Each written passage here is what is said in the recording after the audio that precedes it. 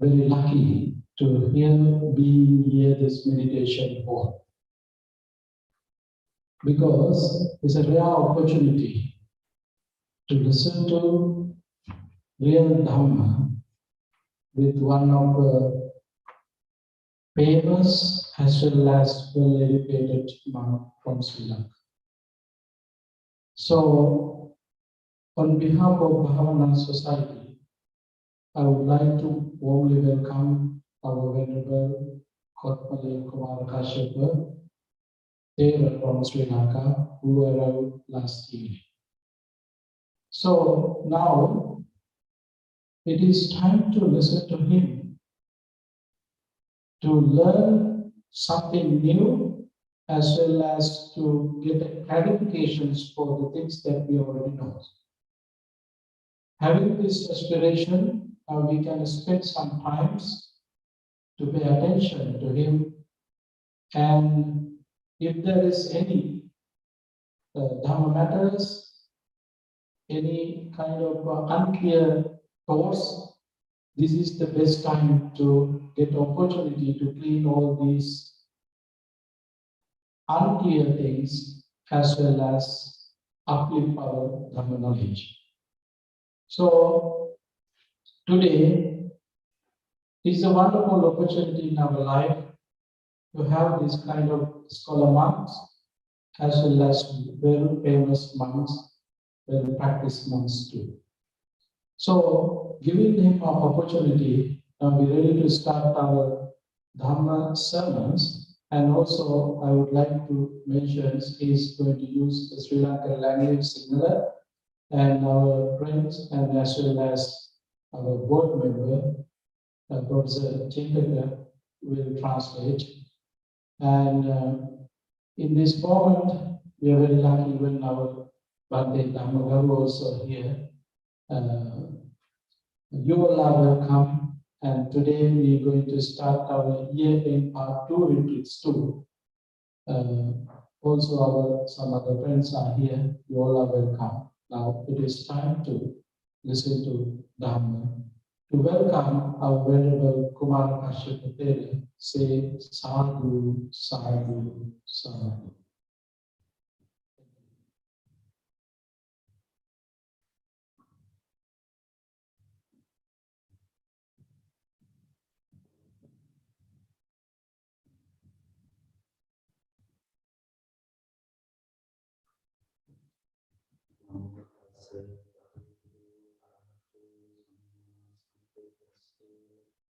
Namo tassa bhagavato arahato samma sambuddhassa.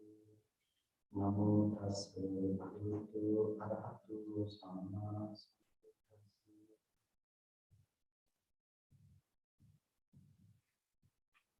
Gauravaniya Nayakamaya Bhavana Pradhana Abhi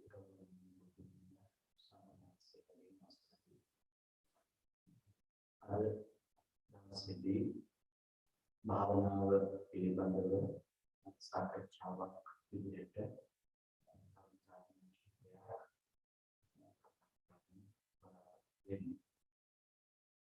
Most venerable Chief Sangha and all Sanghas and friends, today I'm going to conduct this as a discussion for a moment. We are going to have a discussion. භාවනාව කියනකොට මේ අපේ හිත දියුණු කිරීම බැරි තමයි අපි අපේක්ෂා කරන්නේ. ගෞරවනීය නායක හඳුන්වන්නේ මම හිතනවා මේ කෙනෙකුට ඒ සඳහා අවශ්‍ය මූලික සමහර වෙලාවට ඉරපායක් වෙලාවකට කරන්න ඉක්ුණින්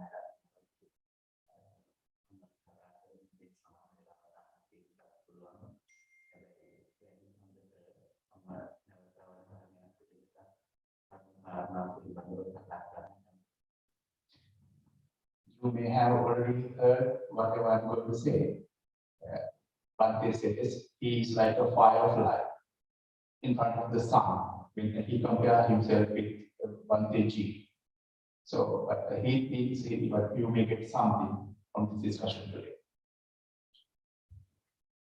මූලික වශයෙන්ම හිත වැඩිම භාවනාව පිළිබඳව අවධානය යොමු කරනකොට අපිට තාම වැදගත් වෙන්නේ කුමක් සඳහාද අපි භාවනා කරන්න කියන එක.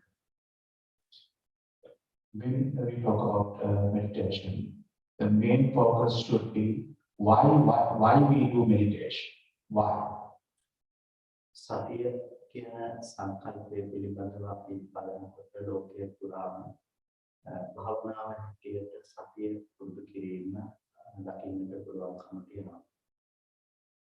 It is very common all around the world that everybody consider meditation, mindfulness as the meditation. මේ සතිය සහ භාවනාව සහ සමාධිය සතිය භාවනාව සහ සමාධිය කියන මේ කරුණු පිළිබඳව අපි ගැඹුරින් අධ්‍යයනය කළ යුතුයි ප්‍රධාන වශයෙන්ම. We should study the difference between mindfulness, samadhi, and meditation. සතිය පිළිබඳව බුදුරජාණන් වහන්සේ පැහැදිලි කරනකොට යා සතිය අනුස්සති පටිච්චසමුප්පාදය ආදී ලෙස සතිය පිළිබඳව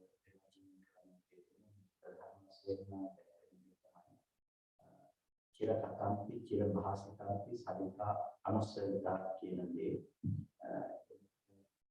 බොහෝ කාලයකට කියපු කරපු දේවල් පිළිබඳව තමන්ට සිහි කරන්නට පුළුවන් දේ තමයි සිහිය කියලා ප්‍රධාන වශයෙන්ම දැක්වෙන්නේ. පාලි වචන වශයෙන්. So, first of all, I have to say that I am not even good suitable to translate whatever he says. It's very beyond my understanding too. What he said was, mindfulness is focusing on what you have practiced and what you have done throughout your lifetime. ඒ සතිය කියන දේ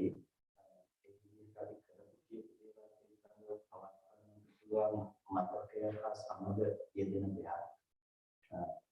ඒ සතිය කියන සංකල්පය උදාහරණ තුළ කතා කරන්නේ ඊට වඩා පොඩ්ඩක්.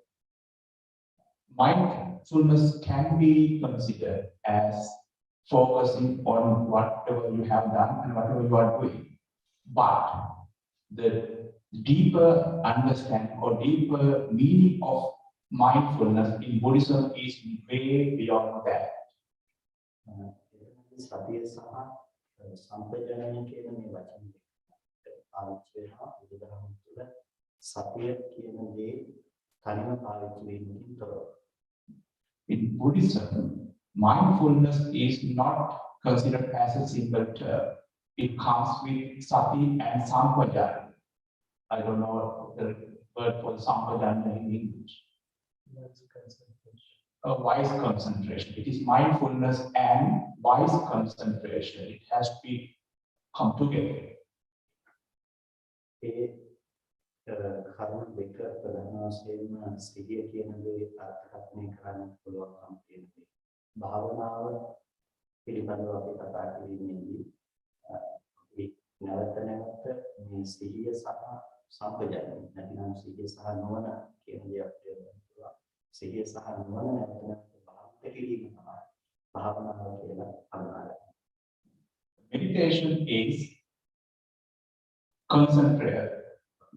practicing wise concentration and mindfulness together continuously. ඒ භාවනාව තුළින් සමාධිය අපේක්ෂා කරන්නේ. සමාධිය කියන එක චිත්ත ඒකාග්‍රතාවය. ඒ චිත්ත ඒකාග්‍රතාවය මොහොතකම යථාර්ථය දැකීම පිණිස පවතින අත්‍යවශ්‍යම අංගය. The main reason someone has to practice mindfulness with wise concentration is to develop someone's mind to understand the reality. I mean, the main focus of practicing mindfulness and wise concentration, what we call sati and sampajanya in Pali, is to develop your mind to see the reality.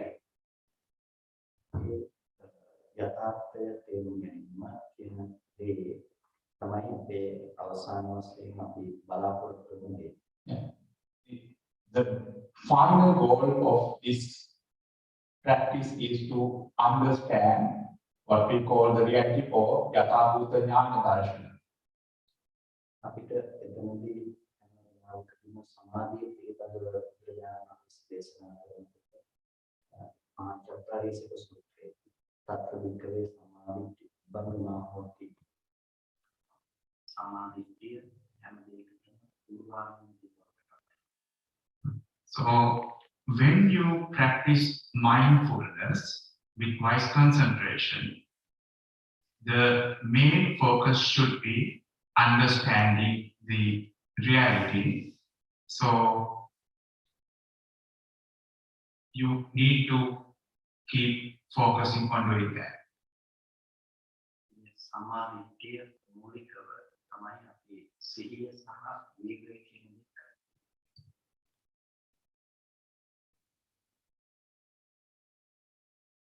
So when you develop this mindfulness, it should be towards for right understanding, and right understanding comes with right effort and right sankappa, right thinking. මූලික වශයෙන් තේරුම් ගන්න අපි භාවනාව රැගෙන යන්නේ කොතනද කියන එක. So what one thing says is, whenever we start meditation, we should know what we do and why we do it and our goal.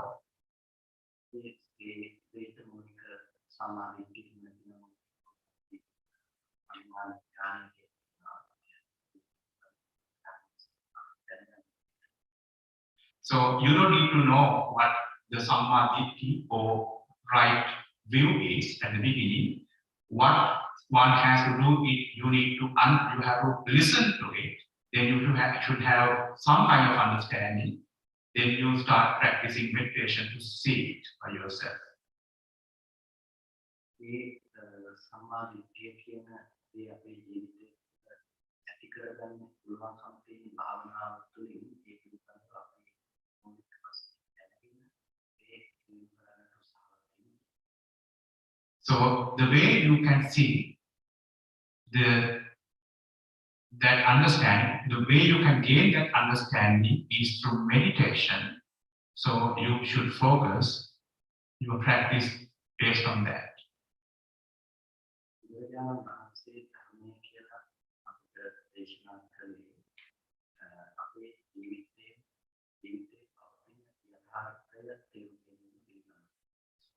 What Buddha said as Dhamma is the reality, which is of course what is surrounded by us, what is around us, what we call reality.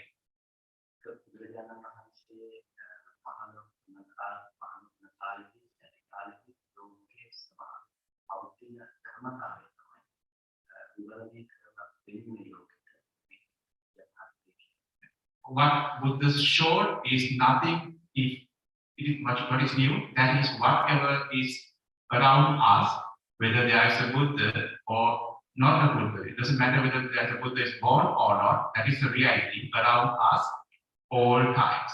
And that's what Buddha showed us. We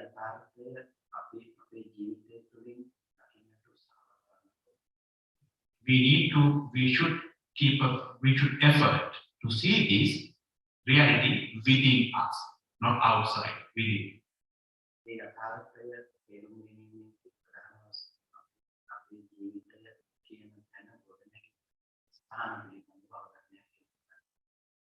When we try to understand this reality, I use the reality for yathabhuta jnana darshana.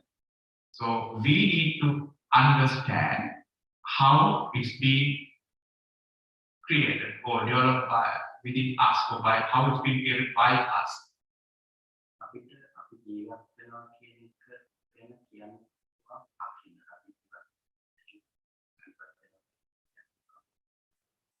how one can say, I am alive, that I am not dead, based on what we say that.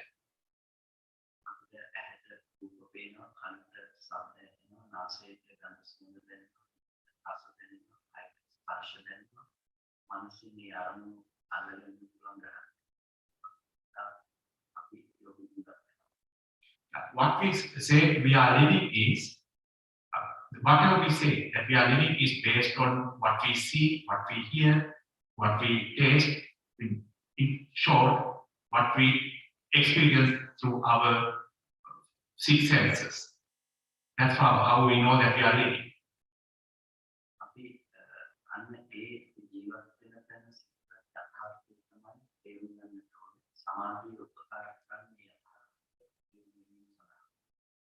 So that is the reality. Whatever you experience through your six senses is your reality. And to understand that reality, we need to use samadhi for the concentration.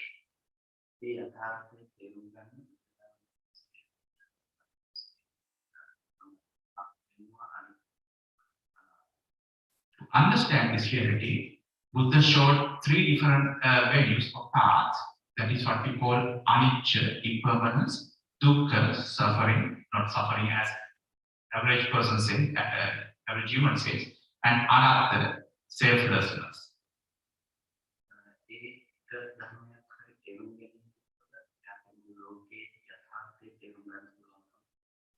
So if one understands even one of these three paths, someone can understand the reality of someone's life.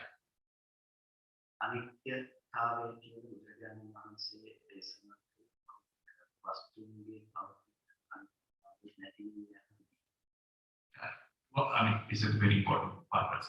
So, anicca or impermanence is not what one sees, seeing, analyzing outside. And that is a very important fact. What I want to say too. Anicca is not one sees, seeing, analyzing outside.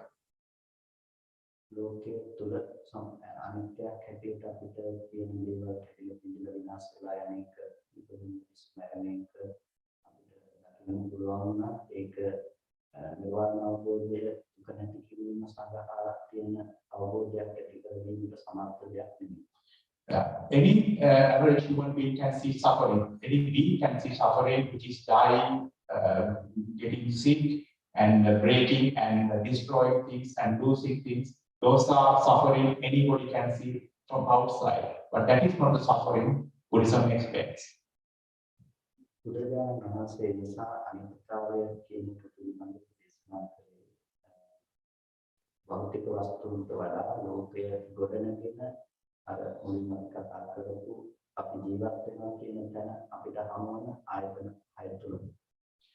So Buddha's explanation of suffering is not what one just explained, which I interpreted.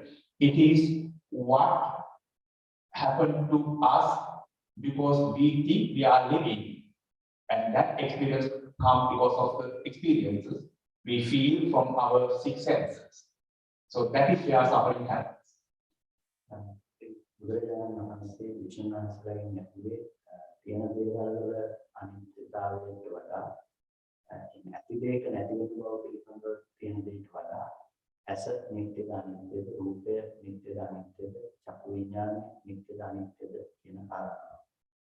So when Buddha explained impermanence, he never, or suffering, he never asked.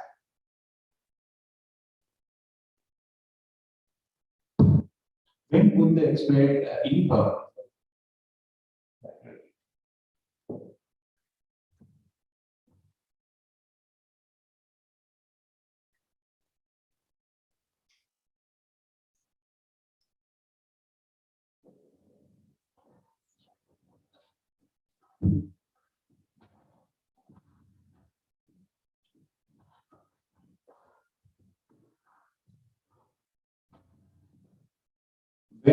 when Buddha explained the impermanence or suffering, he never asked bhikkhus whether something is, whether they are experiencing something is impermanence outside, whether something is breaking or destroying outside.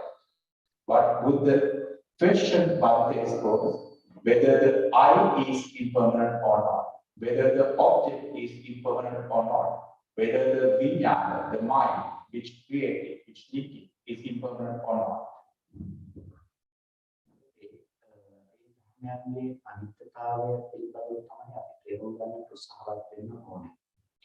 That is what we should try to understand that understanding, that reality.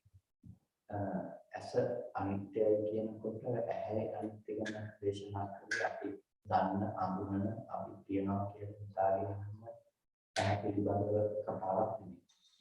When Buddha explained the impermanence of I, he did not mean the I, you and me think as our I, the physical I. අපි තියනවා කියලා හිතාගෙන ඉන්න සුදු පාට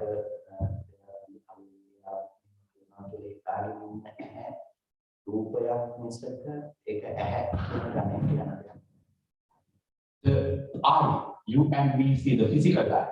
The biological I is not the I Buddhism explains, which is physically exists. That is the picture, that's an object based on Buddhism. It is not the I.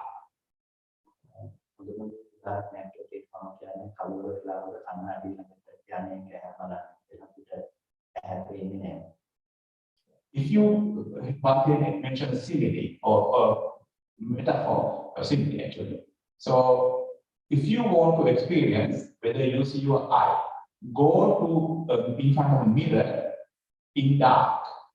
Can you see your eye when there is no light? You are in front of the mirror.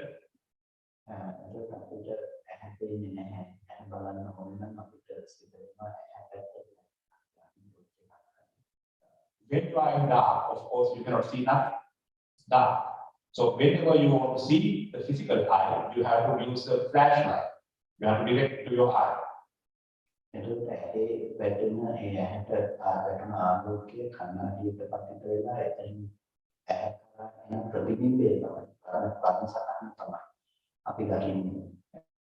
What Bhante says is, whatever you think, you see as your eye is not even the eye, it's the reflection come from the mirror.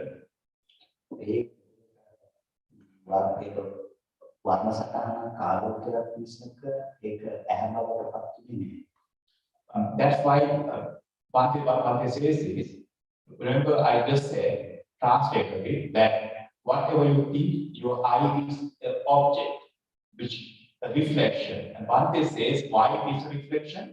Because whatever you see is the reflection you view through that through the mirror.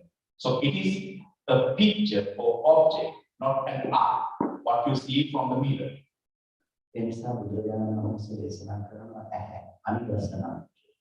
And because of that, Buddha explained the eye as anidasana. Anidasana means something invisible. You can never, ever, ever see your eye.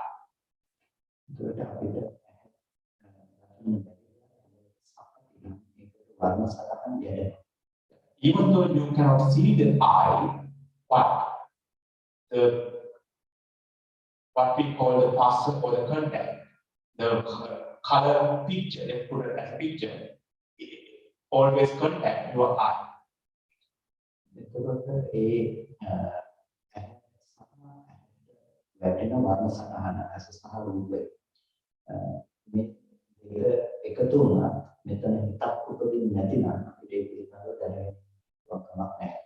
Let's say there is an object and also you have your eye.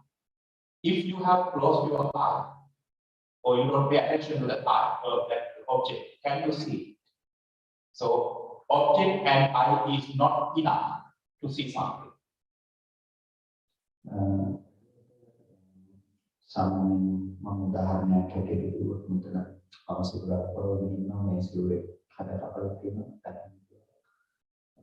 කියපු නිසා මේක කවදාවත් යොමු කරලා බලනවා මම මේක කියන්නේ නැතුව ඉඳලා පස්සේ අහුවොත් මේක සිවුර පොරවින් එකකින් පොඩි කඩකපලක් තියෙනවා. ඔබ වෙලාවට දැක්කේ නැහැ. You all are looking at the boundary, and that chiva or the robe, he is covering his upper body, is created with made of connecting tiny pieces, what we call color in Pali. Now, probably all of you can notice it now because you are paying attention. But how many of you noticed it before Bhante mentioned it? So you see things when you focus on it. That's what Bhante says.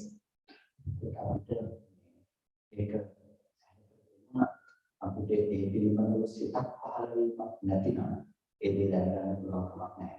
Yeah. So even though an object is falling into your eye, until you pay your attention to it, what we call manasika in Pali, you don't see it, you don't notice it. ඒකට ඒ අපිට දෙයක් පේනවා කියන තැනකදී කරුණු තුනක් තියෙනවා. ඇස, රූපය සහ ඒ තැන උපදින සිත කියන මේ කරුණු තුන. So when we say we see something, there should be three things to be combined: the object, the eye, and the mind, or vijnana, chakku vijnana, which connect those. පෙනීම කියන දේ මේ තුන් දෙනාගේ එකතුව මිසක කොයි වෙලාවකවත් ඒක රූපය කියලා රූපයට ගන්න පුළුවන් කමක් නැහැ. එකකට විතරක් ඒක දෙන්න පුළුවන් කමක් නැහැ. So the view or seeing something is the combination of these three things: the object, eye, and the mind. So you can never assign whatever you see to outside. It's a combination of three things. දැන් රූපය කියන දේ අපිට තියෙන දේ පේනවා නෙමෙයි වෙලාවකදී අපි කතා කරන විදිහට ඒ දේ තියෙන්නේ. උදාහරණයක් විශ්ලේෂණයක් අපිට මේසෙන් පේන මන ටික අපිට පේන විදිහ තේසංගත සතෙක් අපි බලයක් වගේ සතෙක් ගත්තොත් එයාට පේන විදිහ දෙවියෙක් වගේ කෙනෙක් ගත්තොත් එයාට පේන විදිහ ඒක සමානද අසමානද.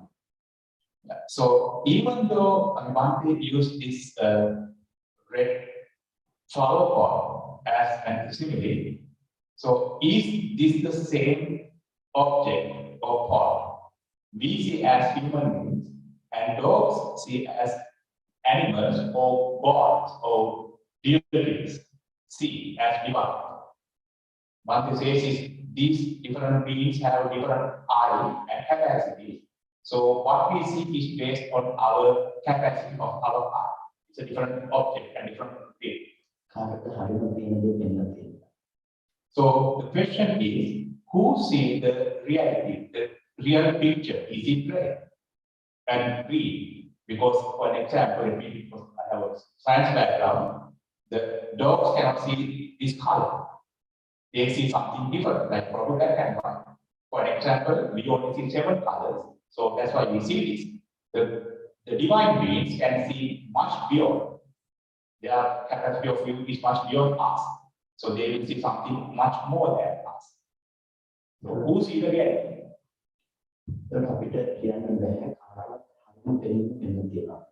So can we say or can we claim that we as human beings saw the reality, for the dogs saw the reality, or even the divine beings saw the reality? So who can claim that I saw the reality? අපි රූපය දැක්ක නෙමෙයි අපේ ඇහැ සකස් වුණේ යම් මට්ටමකට දෙබන් මට්ටමකට තමයි රූප දකින්න පුළුවන්. So what one thing I want to emphasize is that so whatever we see as our world surrounding us is based on the capacity of our human eye. Okay, so let me add something else to this permission. Think about around us right now. There is Wi-Fi all around us. There are X-rays, gamma rays. Do we see any of those? No, we don't. Why? Because our eye can see only 7 colors. So can we say we see the reality when we see only 7 colors? That's what Bhakti is trying to explain. එතකොට දැන් ඒ තැනකදී අපි හැම වෙලාවකදීම දැකීම කියන තැන සිද්ධ කරලා තියෙන්නේ අපේ ඇහි ප්‍රමාණයට අනුව සහ ඒ පැමිණෙන රූපය ඒ වගේම ඒ පිළිබඳව දැනගන්න හිතක් කියන තුන් දෙනාගේ එකතුව තුළ. So the Bhakti is actually elaborating it now. So whatever we think we see is based on our capacity as a human being to understand and see, and also based on our focus on. ඒ නිසා අපිට කියන්න බෑ අපිට පේන්නේ තියෙන රූපේ කියලා. හැම වෙලාවකදීම අපි ඇහැ යම් විදිහකටද තියෙන්නේ ඒ වගේ මට්ටමකට රූපේ පේනවා. එතන මොකද සිත යම් මට්ටමකටද තියෙන්නේ ඒ වගේ මට්ටමකට අපි දැනගන්නවා. මේ තුන් දෙනා එකතු තමයි අපිට රූපේ පේනවා කියන්නේ. So we can never say we see whatever the reality is. So whatever our eye is capable of seeing, what is capable of seeing is seen by us. Not only that, even though we see it, unless you put your mind, what we call manasika, focus on it, you cannot see. For example, there are so many things around us, but whatever you can see is wherever you focus. So without the combination of those three facts, eye, object, and the mind, you can never see. So it's a creation of your own physical abilities. ඒ නිසා බුදුරජාණන් වහන්සේ අපට දේශනා කරනවා හැම මොහොතකම දැකීම මාත්‍රයකින් පමණක් අවසන් වෙනවා. And therefore, because it's based on your abilities, whatever you see is just an impermanent thing. What you see is just an instantaneous process. Yeah. ඒ දැකීම මාත්‍රයකින් දැකීම දැක්කමකින්ම ඉවරයි කියලා කියන්නේ උපදින්න පුළුවන් කමක් නැහැ. So now let me probably explain a little more because Bhante is very deep. So now remember, whatever you see is a combination of three things: your eye, the object, and your mind. So what Bhante says is, can you see the same object twice? Based on Buddhism, you cannot. Why? Because once you see something, that mind is already formed. So whatever you see again is based on another. So because the visual, or what we call vision, is based on the combination of the three objects. So you can never see the same thing twice. මෙන්න මේ හේතු ටික නිසා ඒ කියන්නේ ඇහැ රූප සහ සිත කියන ධර්ම තුන එකතු වෙන නිසා අටගන්න දෙවීම ඒ ධර්ම නැති වෙනවා.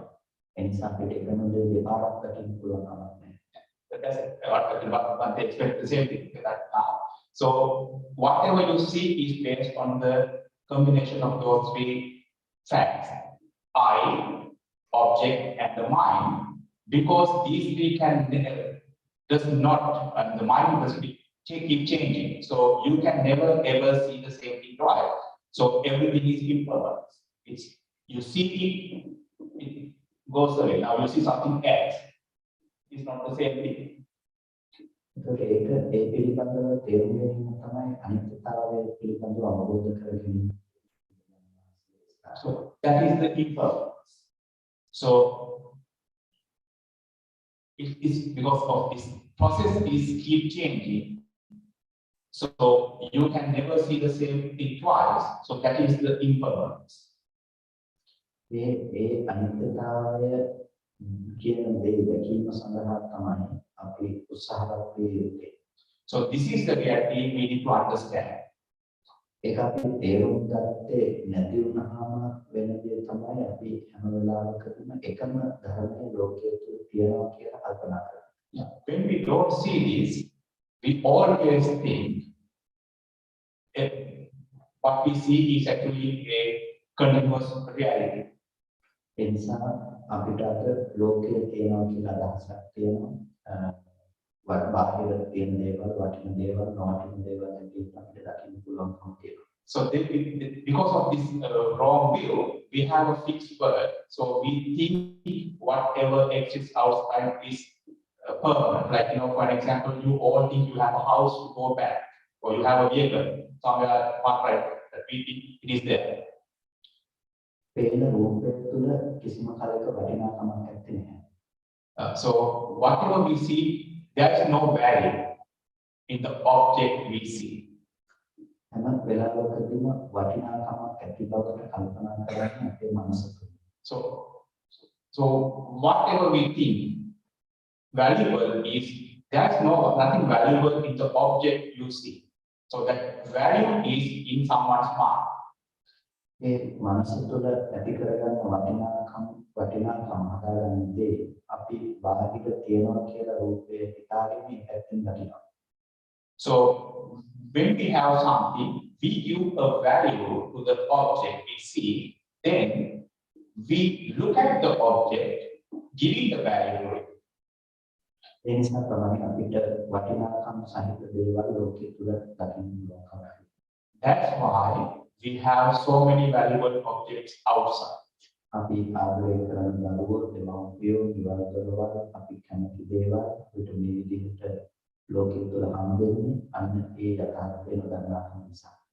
So our mind value things. So we have so many valuable things like our parents, our kids, our loved ones, our houses, and all the valuables because of that wrong view. අපි ඇත්තටම දරුවට ආදරේ එහෙම නැත්නම් අපි එළියේ තියෙන කොහොම හොඳයි කියලා හිතුවා. අපි ඇත්තටම කැමති වෙන්නේ එළියේ තියෙන දේට වඩා ඒ තියනවා කියලා අපි හිතාගෙන අපේ මනසට. So whenever we value something, what we value is not the object which is existing outside. It is we give the value to whatever we think valuable. It is we are valuing our own mind, our thoughts. අපිට ඇහැට මේ රූපයට කිසිම වටිනාකමක් දෙන්න පුළුවන් කමක් නැත්තේ. We can never ever give value to whatever we see. හැබැයි ඒ විදිහේ රූපය පිළිබඳව අපි හිතාගෙන ඉන්න දෙයට වටිනාකමක් තියෙනවා. But so whatever we think exists out there has a value. හරියට අපි අපේ දරුවට ආදරේ කියලා කියන්නේ අපේ මනස තුළ ඒ දරුවා කියලා පෙන්වන සංකල්පය නිසා. So what we all love our kids, whatever we value or love our kid is the object we see as the kid. එතකොට එතන අපි සිද්ධ කරන වරද තමයි අනිත්‍යතාවය පිළිබඳව තේරුම් නොගැනීම. Yeah, the mistake we are doing there is not understanding the impermanence of this. ඒ අනිත්‍යතාවය තේරුම් නොගැනීම නිසා සංකල්පයේ බාහිර රූපය තුළ එක දිගට පවතින දෙයක් හැටියට දකිනවා. And because of our wrong view or understanding of the reality, so what we think, what we perceive as valuable is considered as existing outside and we give a value to it. We think it is being there outside. ඒ නිසා තමයි අපිට ලෝකයේ හැම වෙලාවකදීම දුක එන්නේ දුකේ. This is the reason we are suffering because of our think we have wrong view that things are being out there. ඒ දුක නැති කරන්න අවශ්‍ය නම් අපිට දුරු කරන්න වෙන්නේ අපේ වැරදි දැකීම. If you want to get rid of this suffering, what we need to get rid of is our wrong view of this, our wrong view or our understanding of this suffering. ඒ වැරදි දැකීම දුරු කරන්න අවශ්‍ය නිසා තමයි අපිට යථාර්ථය තේරුම් ගන්න අනිත්‍ය දුක්ඛ අනාත්ම කියන ත්‍රිලක්ෂණය කරන්නේ. So to understand, to see the wrong view, and to understand our mistake, Buddha showed the three paths: impermanence, anicca, suffering, dukkha, and non-self, anatta. ඒකෙදි අපි අපේ භාවනාව ඉලක්කගත කළ යුතුයි ඒ අනිත්‍යතාවය ප්‍රතිවේධ කරන අවබෝධ කරගන්න. So what we need to focus while doing meditation is to understand or perceive or see this impermanence. ඒකට අනිත්‍ය සංඥාව හැටියට බුදුරජාණන් වහන්සේ දේශනා කළා. Yeah, this is what Buddha showed as anicca sanya. Sanya is the perception. අපි භාවනා කිරීමේදී අපි ක්‍රමවේද දෙකක් ප්‍රධාන වශයෙන් අනුගමනය කරනවා. When we do meditation, we are mainly following two different paths. එකක් හිත එක අරමුණක විසිරෙන්නේ නැති වෙන එකද කිරීම. One path or one way is focusing on one thing and training our mind to be mindful. ඒක අපි සමථය කියලා හඳුන්වනවා. This is what we call samatha. අනිත් දේ තමයි අපි අපිට පේන ඇහෙන විඳින දැනගන්න ලෝකයේ යථාර්ථය තේරුම් ගන්නට උත්සාහ කිරීම. Second path is to understand the reality around us through our six senses. මේ විපස්සනා හැටියට මේ හඳුන්වනවා පැහැදිලි කරනවා. Understanding this reality is what we call vipassana. මේ සමථය සහ විපස්සනාව කියන මේ දෙකම එකට ප්‍රතිබද්ධව එකතු කරගන්න. So when one wants to understand reality, one should combine both samatha and vipassana together. ගොඩක් වෙලාවට භාවනාව තුළ බොහෝ දෙනෙක් සමථය කියන තැනින් සීමාවටපත් වෙනවා. Many people are being confined. They are just focusing on samatha. සමථය තුළින් සීමාවකටපත් වීමෙන් අපිට කවදාවත් යථාර්ථය ප්‍රතිවේද කරන්න පුළුවන්කමක් ලැබෙන්නේ නැහැ. Just by focusing on mindfulness or samatha, one can never see the reality or the yathabhuta jnana darshan. ඒ නිසා අපි සමථය වගේම විපස්සනාව කියන දේත් අපේ භාවනාවේදී මූලික අවධානයක් යොමු කළ යුතු දෙයක් බවට පත් කරගන්නවා. Therefore, when one wants to focus on meditation, we should not just focus on mindfulness, we have to focus on understanding reality too. සිත එකඟ කිරීම තුළ අපිට පුළුවන් සමථය තුළ ධ්‍යාන ඉපදවීමට. By improving your mind, by being more mindful, one can develop jhanas. ධ්‍යානයන්ගේ සමථය තුළ අපි ලබන පළවෙනි ධ්‍යානය හැටියට අපිට දකින්න පුළුවන් දේ එය හැම වෙලාවකදීම විවිච්ඡේව කාමයන්ගෙන් වෙනම අකුසලයන්ගෙන් වෙනම ලබන දෙයක්. The first jhana you gain from samatha is the removing of your sensual pleasures, harm.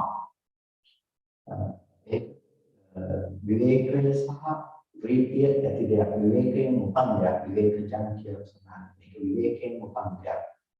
Yeah, it is coming from with less work, less leisure, and with happiness. විවේකය කාය විවේක සහ චිත්ත විවේක කියලා කොටස් දෙකකට බෙදනවා. Leisure can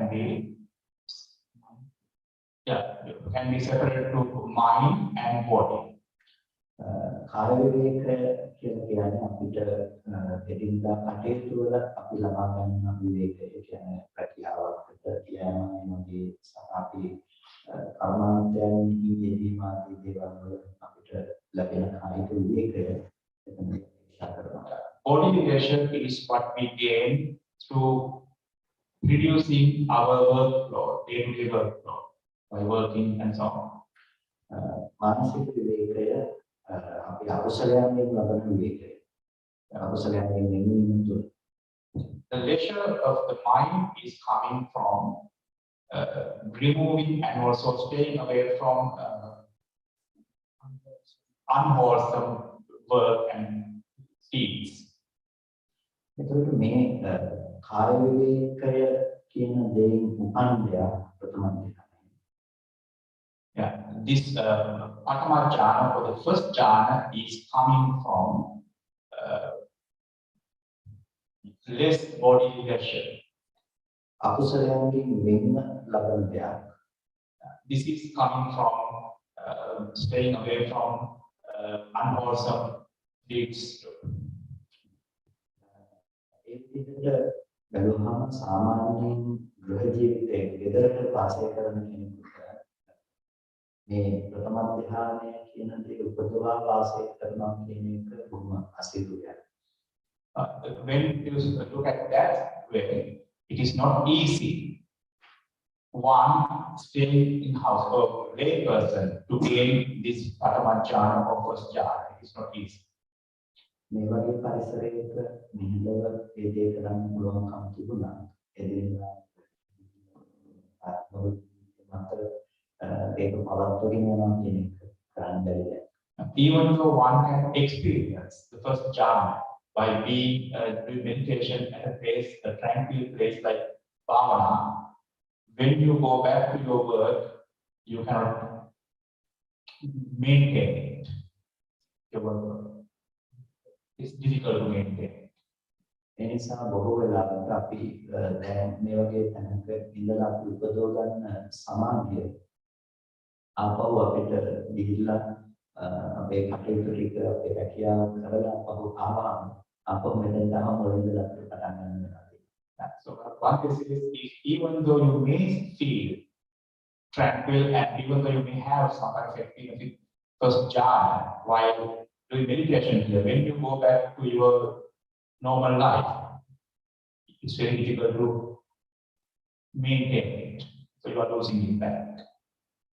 ඒක ආපහු එළිම මොලේකට පටන් ගන්න වෙනවා නම් ඒක අපි එකම තැන හැමදාම මේ මාර්ගය තුළ එකම භාවනාව එකම තැන අපි රැඳෙන්නේ. So please explain what the mistake you are doing. So when you go back, you lose it.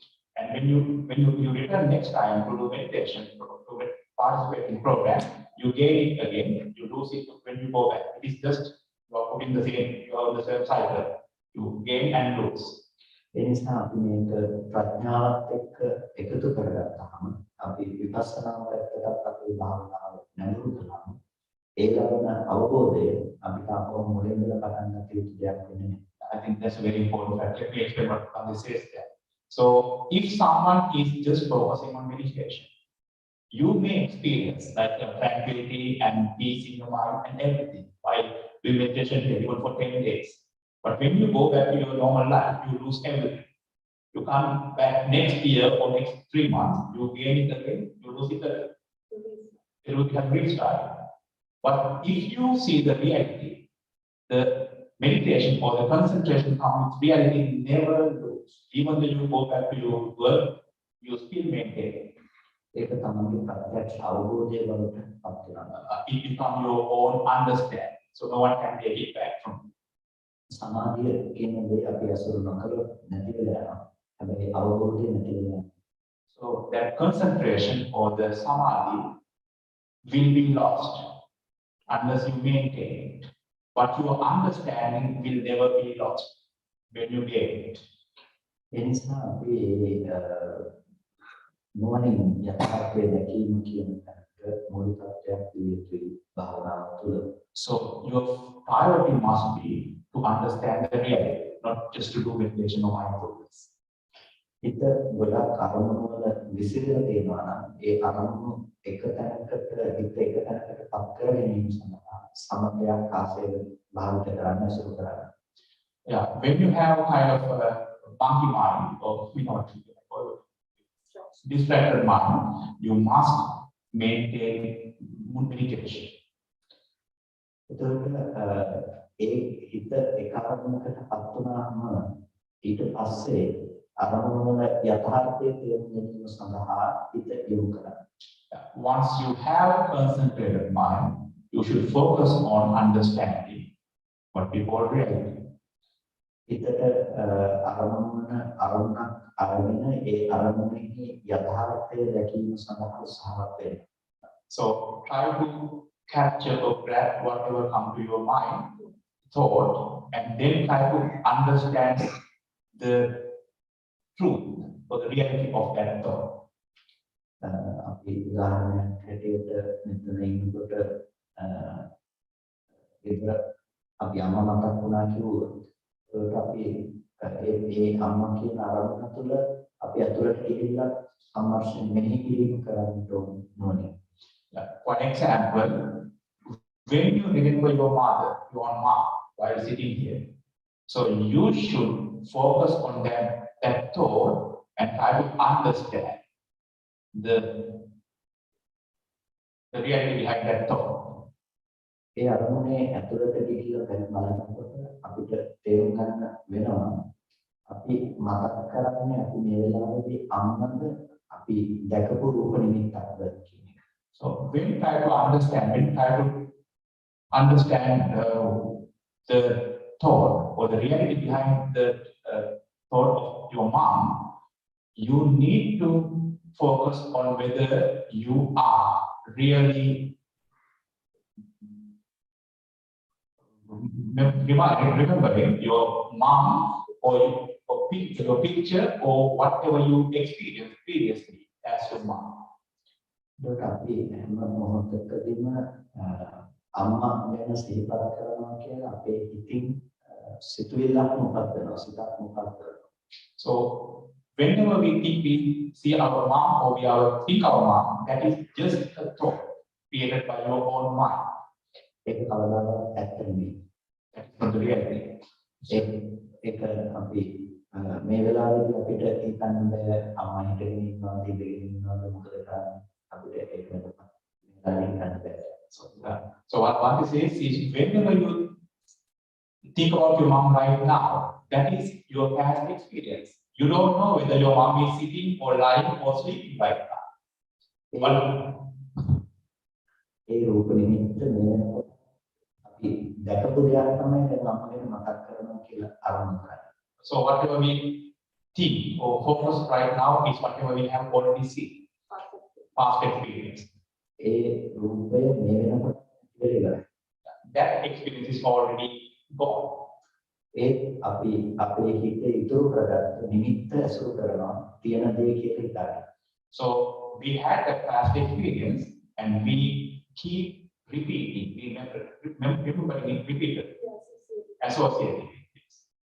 ඒ දේ දුරු කරගන්න නම් අපිට දැන් බලන්න වෙනවා ඇත්තටම රූපය කියන තැන සිදුවන ක්‍රියාවලිය සහ දැනගැනීම කියන තැන තියෙන ක්‍රියාවලිය.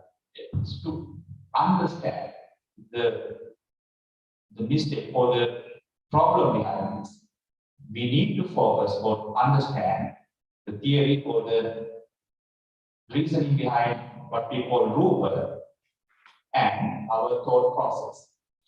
දැකීම සහ දැනගැනීම කියලා කියන්නේ කොටස් දෙකක්. What we see and what we think we are seeing or understand what our experience is two different things. දැකීම කවදාවත් දැනගැනීම බවට පත් වෙන්නේ නැහැ. So the view will never be whatever we experience as we. ඒ නිසා තමයි එකම රූපය දකිනකොට අපිට අම්මා වෙනත් තව කෙනෙකුට අම්මා නොවෙන්නත් හේතුව. So what Bhante says is, so even though we think, when you see an object, you think you are looking at your mom. But whatever you think your mom is not the mom to someone else. That person look at the same lady as this girl is a fellow human being. But that person does not see mom. That's only your feeling that it's your mom. එතකොට අපි අම්මට ආදරය කියලා කිව්වට අපි ඇත්තටම ආදරය කරන්නේ අම්මටද එහෙම නැත්නම් ඒ රූපය අම්මා කියලා පෙන්වන අපේ මනසට. So if now when you think that you are really love your mother, do you really love that picture or the person or your thought process, your feeling about the person? අපි හැම වෙලාවකදීම ආදරය කරන්නේ අපේ මනසට හැබැයි අපි හිතනවා අපි ආදරය දෙන්නේ. We always love our mind or our feeling, but we always think we love the person or the object outside. ඒකට හේතුව තමයි අපි හැම වෙලාවකදීම හිතේ උපදින සංකල්පය බාහිර රූපේ පැත්තට දාලා. Yeah, the reason for the mistake we are doing is the reason we feel that way is we always relate our feelings, our thought to the outside object. යම් වෙලාවක තමන්ගේ මනසේ ඡායාව බාහිර රූපයට දාලා බලන්නේ නැති වුණොත් කවදාවත් ලෝකෙ තුල අපිට මේ ඇසුරු කරන්න දේවල් හම්බ වෙන්නේ. So one day when you don't relate your own thoughts and your feelings to the outside object, there will be no connection for your relationship with it. එතකොට අපිට දුක ගෙන්න තැනක් නැහැ. ලෝකයේ තුල මොනවටපත් වෙන තැනකුත් නැහැ. Yeah. So if you don't relate your thoughts and the object, there will be no suffering because you don't have any real connection to it. අපිට හම්බෙන්නේ හටගත්ත ධර්මය හේතු නිසා හටගත්ත ධර්මය හේතු නැතිවෙනකොට නැති වෙනවා.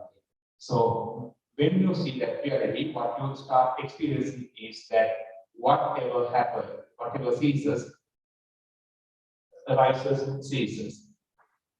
මොකද මේ මොහොතේදී සිද්ධ වෙන්නේ වර්තමානයේ තුල උපදින ඇහැරූප සහ සිත නිසා පේන මේ විතුරු නැතුව ඇති වෙනවා. ආයත බලනකොට ආයත අපිට ඒ ටිකම නිසා මේක නැවත සිද්ධ වෙනවා. ඒ නිසා අපිට කොයි වෙලාවකවත් කලින් තිබ්බ එක ආයෙ තියනවා කියන පුළුවන් කමක් නැහැ.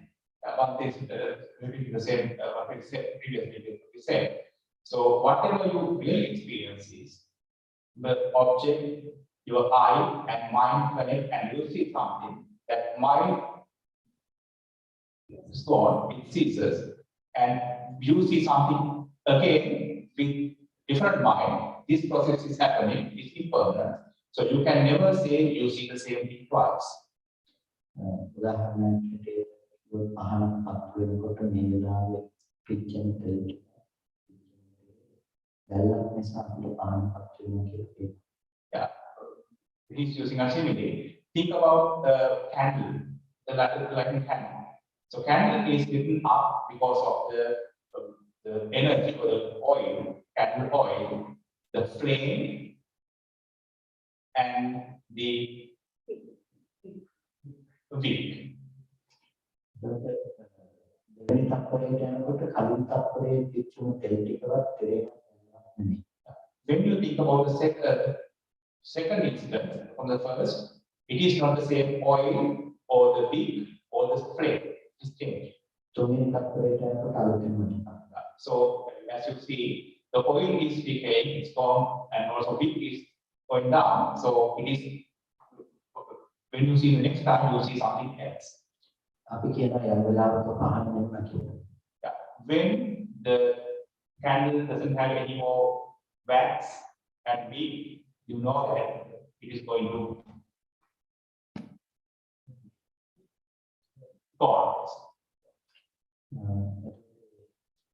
තත්පරයේ තිබුණු පහනද නෙමෙයි.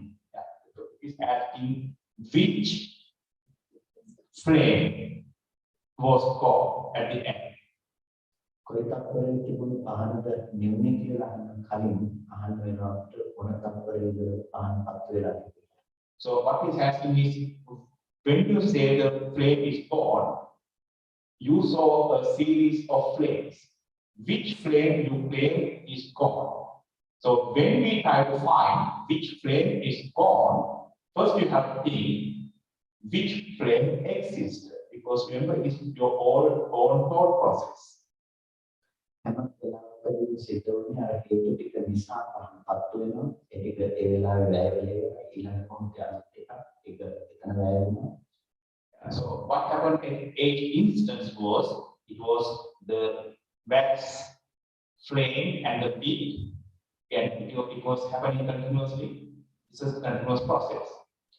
ඒ හේතු ටික ඇතිකාලේ හටගෙන නැති හේතු ටික So the flame was there because of these different factors. So when the factors were gone, the flame was gone.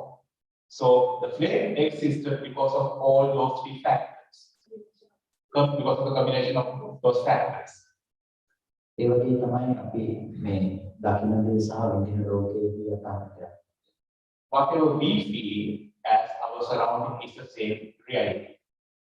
ඒක අපි දකින්න දේ ඉතුරු නැතුව නැති වෙනවා කියන අවබෝධය අපිට තියෙනවා නම් අපිට කොයි වෙලාවකවත් අපි හිතේ තියෙන දේ එළියට දාලා බලන්න යන්නේ දැනගන්න දේ එළියට ගන්න.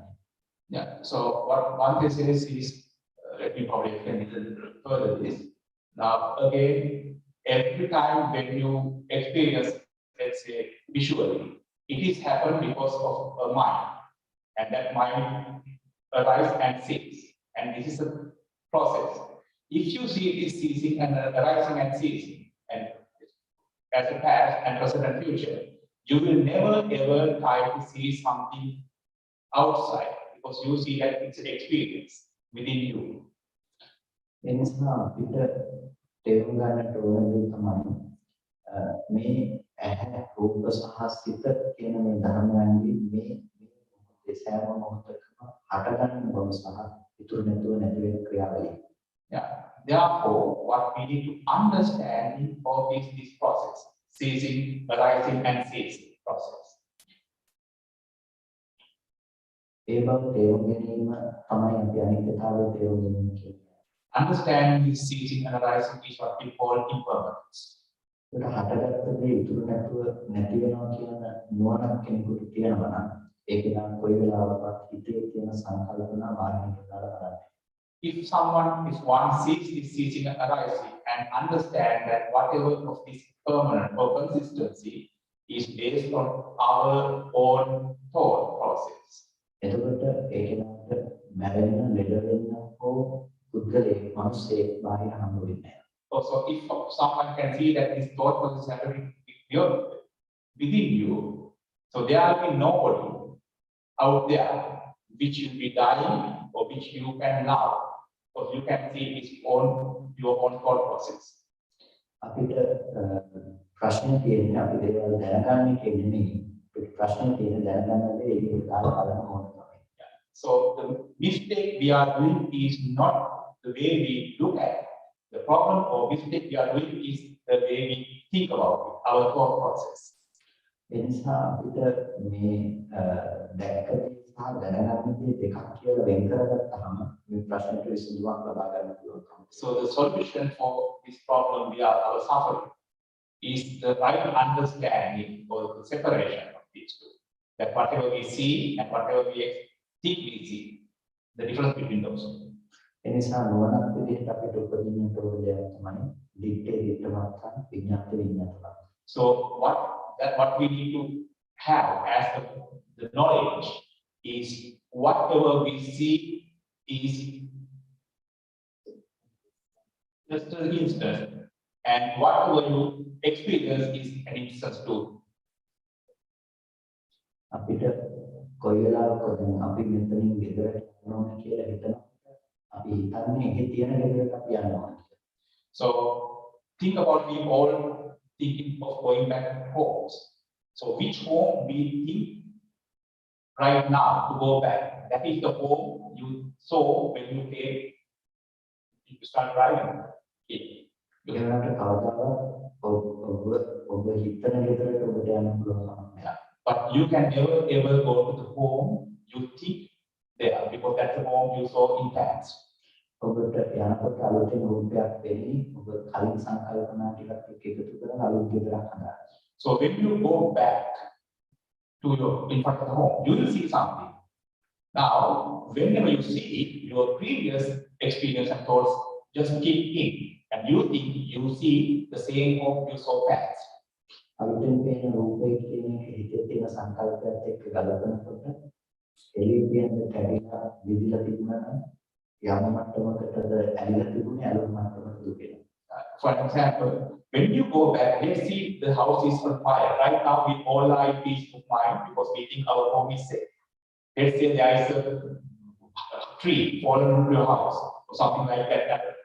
So even though as soon as you see it, your peace in your mind will be gone because that you see different house now, the destroyed house. ඒ නිසා අපිට මේ දෙක වෙන් කර ගැනීම කියන දේ තමයි වැදගත්. අපි දකින්න දේ සහ දැනගන්න දේ. ඒකට අපිට කවදාවත් තියෙන විතරක් බලන්න යන මොකක්ද දෙන්නේ නැහැ. So if you see this, that whatever we think we see is from our previous experience, we will never have our foolishness to go back and see the house you think it is there. ඔය දර්ශනය ප්‍රායෝගිකව අපේ ජීවිතයට අපි යොදා ගන්න උත්සාහවත් වෙනකොට අපි ප්‍රධාන වශයෙන් පියවර තුනක් අනුගමනය කරනවා. When we try to understand what we just explained, this understanding or this view, there are three important facts one to follow. පළවෙනි එක ඉති රූපං. The first thing is this is the form. ඒක තමයි අමාරුම දේ. That is the most difficult thing to understand, the form. ඉති රූපං කියලා කියනකොට මේ තමයි රූපය කියලා කියනකොට අම්මා තාත්තා ගෙවල් දොරවල් වුණ දේවල් දකින්න. When someone says form, never ever think it as mother, father, or whatever you see. රූපය කියනකොට ඇහැට නම් පේන වර්ණ රූපය කියන තැනින් පොදුවේ මනසින් දකින්න පුළුවන්. Yeah, this form is whatever your eye capture.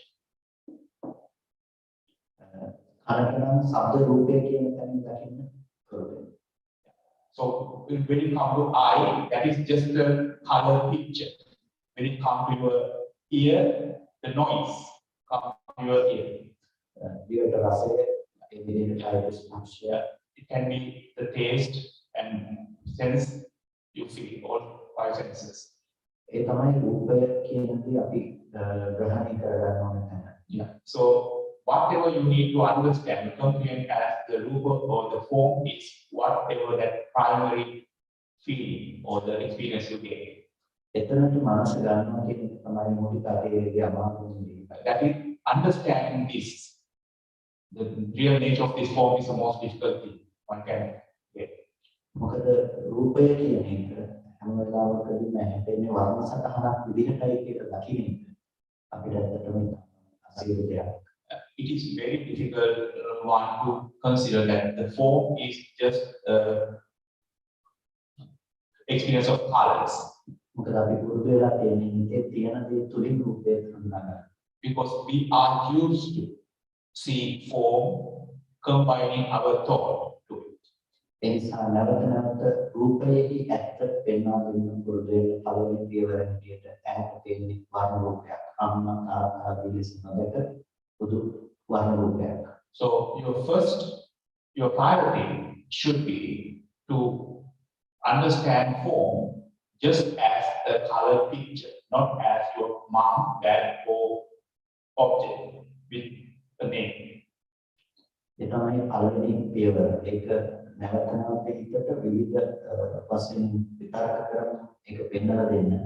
වෙන්නේ වර්ණ රූපයක් කියන එක කියන්නේ කතා කරපු විදිහට ඒ රූපේ මට විතරක් අහම වෙන්නේ කොහොමද? ආදී ලෙස එතන ඇහැට පේන රූපයක් කියන්නේ. So when you see an object, so you need to argue with yourself what people without that. And you need to force your mind to understand why it is not the object you think, why it is just a picture. For example, think about your own mother. You love her more than your life, but that might be the same person someone else hates. So you love her dearly, someone hates her. Same way.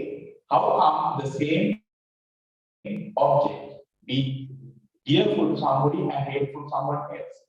So is it part of the object or someone's thought? එතකොට අපි හැම වෙලාවකදීම මේ කරුණ පිළිබඳව තේරුම් ගන්න උත්සාහවත් වෙන්න තුළ අපිට පේනවා අපි ලෝකය කියලා දකින්න තැනක තියෙනවා කියලා හිතන අතීතය දැක්කම ඒකත් වර්ණ රූපයක් වර්තමානයේ දකිනවා නම් ඒකත් වර්ණ රූපයක් අනාගතයට දකිනවා නම් ඒකත් වර්ණ රූපයක් විතරයි තියෙන්නේ. So when someone starts seeing this reality, whatever that person understands is that whatever we have seen as is a combination of the colors of picture or picture of colors, color combination. Whatever we experience now is a combination of colors. Whatever you are going to see in future is a combination of colors. ඒක මොනක්ද ඇති කරගන්න පුළුවන් දෙවෙනි පියවර. When someone comprehends this, then one can go to the next step. ඒ තමයි රූපස සමුදය. That is what we call the samudra, the cessation, the rising.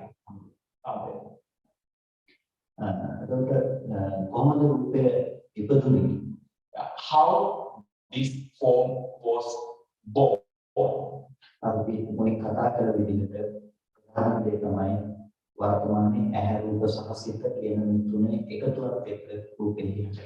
So if someone want to understand how this is born, we pay attention, guys, everybody, and in passive words. When someone want to understand how the form was born, someone need to see it is born because of the form or the object, I and the mind.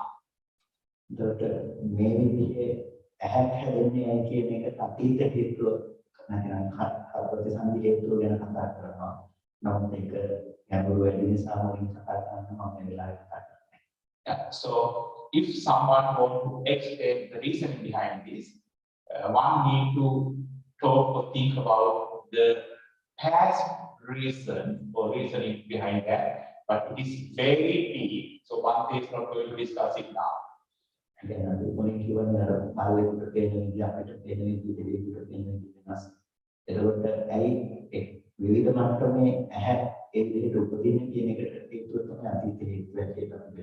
So I hope you remember a few minutes ago we discussed how a human being, a dog, and a divine being can see the same different. And what's the reason behind that?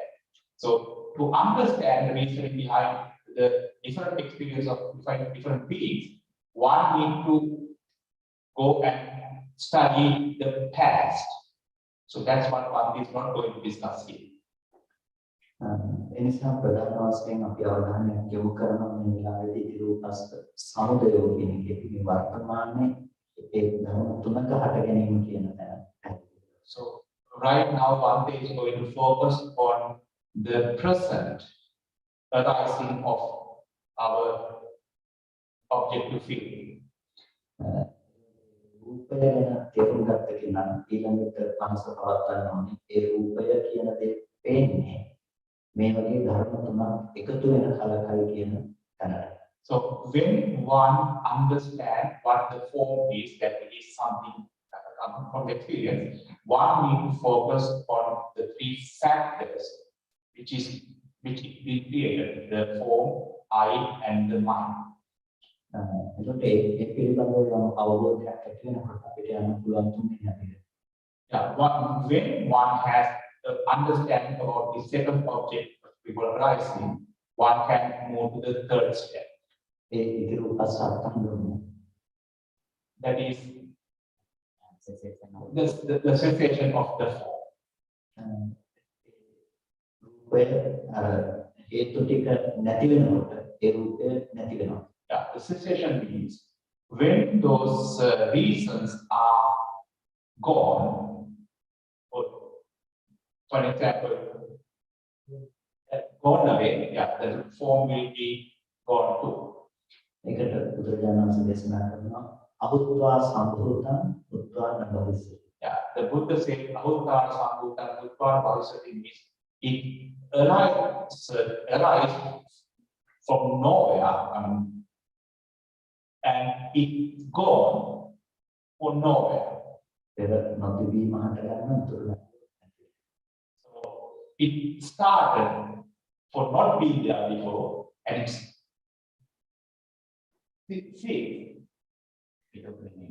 without remaining. ආයතන හයම සිද්ධ වෙන ධර්මතාවය තමයි පෙර නොතිබීම හට ගන්න බව සහ පොඩ්ඩක්වත් උතුරු බැඳුම් නැති. So that is what one experience from all six senses. It arises without being there. It ceases without remaining anything. එහෙනම් ඒ හටගත්ත ටික ඉතුරු නැතුව නැති වුණා නම් අපිට මම ජීවත් වෙනවා කියලා පෙන්වන්න පුද්ගලයෙක් හම්බ වෙන්නේ නැහැ. තව අය ජීවත් වෙනවා කියලා පෙන්වන්න පුද්ගලයෙක් හම්බ වෙන්නේ නැහැ. I hope you remember the very beginning Bhante said, we think the world based on our experience of our six senses. When one sees this arising and ceasing without remaining anything, there will be no place one to show that I am being there. ඒක ඒ අවබෝධය තුළ සියලු දුක කෙලවර කරන්න පුළුවන්කම තියෙනවා දුක විඳින්න හෝ දුක ගෙන එන්න දෙයක් නැති නිසා. When one can see just this arising and ceasing without being there, there will be nobody to experience that. So no happiness or suffering. මොකද අපි දුක් විඳිනවා හෝ සැප විඳිනවා කියන මේ හැමතැනම අපි කරන්නේම අපේ සංකල්පයකට කරගෙන. So what we do as suffering is attaching to our own thought process and experiencing it. ඒ සංකල්පයකට අපිම උපදගත්ත සංකල්පයකට අපිම හිතලා අපිම දුක් වෙනවා. හරියට තමම ගහන්න තමම කරනවා. So whatever we think, suffering is something created by your own mind. It is just like you are beating yourself and suffering because you create it. හැම වෙලාවකදීම අපිට අපේ ජීවිතයට දුක ගෙන්නේ ඒ ආකාරයට. Yeah, this is how we bring suffering to our life every moment. මේ නැත්තට මම මගේ තාත්තා නැති වුණාම මම අම්මට වටිනා කරුණක් ඒ ධර්ම කාරණාව පැහැදිලි කළා ඒක ඇසුරේ. Yeah, our Bhante lost his father recently, and he explained a very important fact to his mom based on this understanding. ඒ අපිට ඇහැට පේන රූපය ඒක කවදාවත් තාත්තා වෙන්නේ නැහැ. Yeah, what he explained is whatever they saw as their father was never being their was not their father. එතන හිතක් තිබුණා නම් ඒක ප්‍රතිසන්දිය සඳහා උපදින්න තව තැනකට ගිහිල්ලා යනවා. What Bhante says is that when that mind was already gone and it has been born as a different being somewhere. එයා දැන් ඉපදුනා නම් තැනක එයාට එයාගේ ලෝකෙ එතන ලෝකෙ. If Bhante's father was already born somewhere else, that is his world now. එයාට මම එතන ටික එයාට මගේ අම්මා එතන අම්මා එයාගේ ලෝකෙ එතන. ඒකට දැන් මෙයා අම්මා කියලා මේ ජීවිතේ එයාගේ බිරිඳ නම් එයාට ඒ කොහොම පිට අපි ගරුව එයාගේ පිටාය අපේ දේවල් ඔක්කොම පිට දේවල්. So what Bhante is explaining is that let's say Bhante's father was born somewhere else as a child or even a divine being. So wherever he is born now is his birth. Whoever his loved ones there is his loved ones. Now our Bhante and even his wife and other kids are all strangers to this new being. එතකොට මම අපි දැන් තාත්තා වෙන දුකයි කියලා කියනවා නම් අපි දුක් වෙන්නේ ඇත්තටම උතන කෝප ගැනීම කරලා. When Bhante's or even someone in his family is feeling sorrow or sad about the death, what they are being sad about. ඒකෙන් අපිට තේරුම් ගන්න තියෙන දේ තමයි අපි දුක් වෙන්නේ තාත්තා ගැන නෙමෙයි අපේම සංකල්පය ගැන. Yeah, because the body is already there, but if you think about reality, this being is being gone and born somewhere else now. So the family and loved ones are suffering here also being sad here. Now, what they are being sad about or what they think as a father, their own previous thoughts or experience. ඒ නිසා තමයි කෙනෙක්ගේ මරණය හැමෝම මරණයකට අය විවිධ විදිහට දුක් වෙනවා. සංගීතයට ගොඩක් දුක් වෙනවා.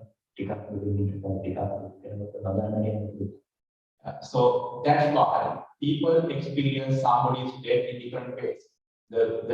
The loved ones, the dear ones are crying or they are feeling very distressed, like their family. Whoever the person who is dead, the friends and the people who knew him feel sad, but they don't feel sad as the family. And the people who doesn't know him has no feeling about his death.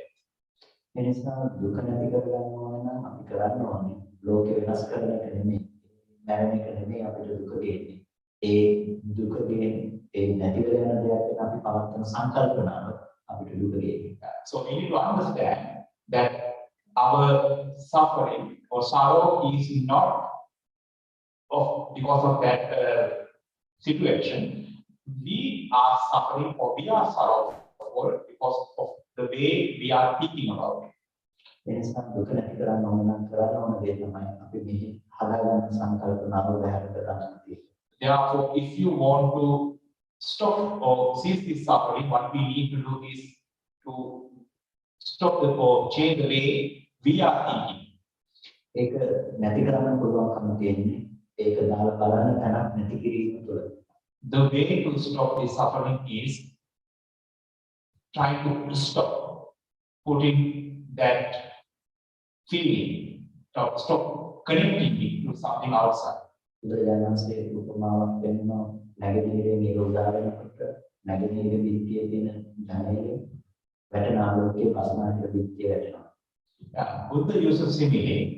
Actually, exactly what Buddha saw while he was during this. There was a sun beam coming from the eastern wall, and that was fallen into the west wall of the where he was living. Buddha asked, what happened if there is no wall on the west side? Yeah. So the bhikkhus, Buddha asked, bhikkhus, what happened when this west wall is gone? And bhikkhus explained, one day it will fall on the floor. And then Buddha asked, bhikkhus, what would happen if the floor is not there either? The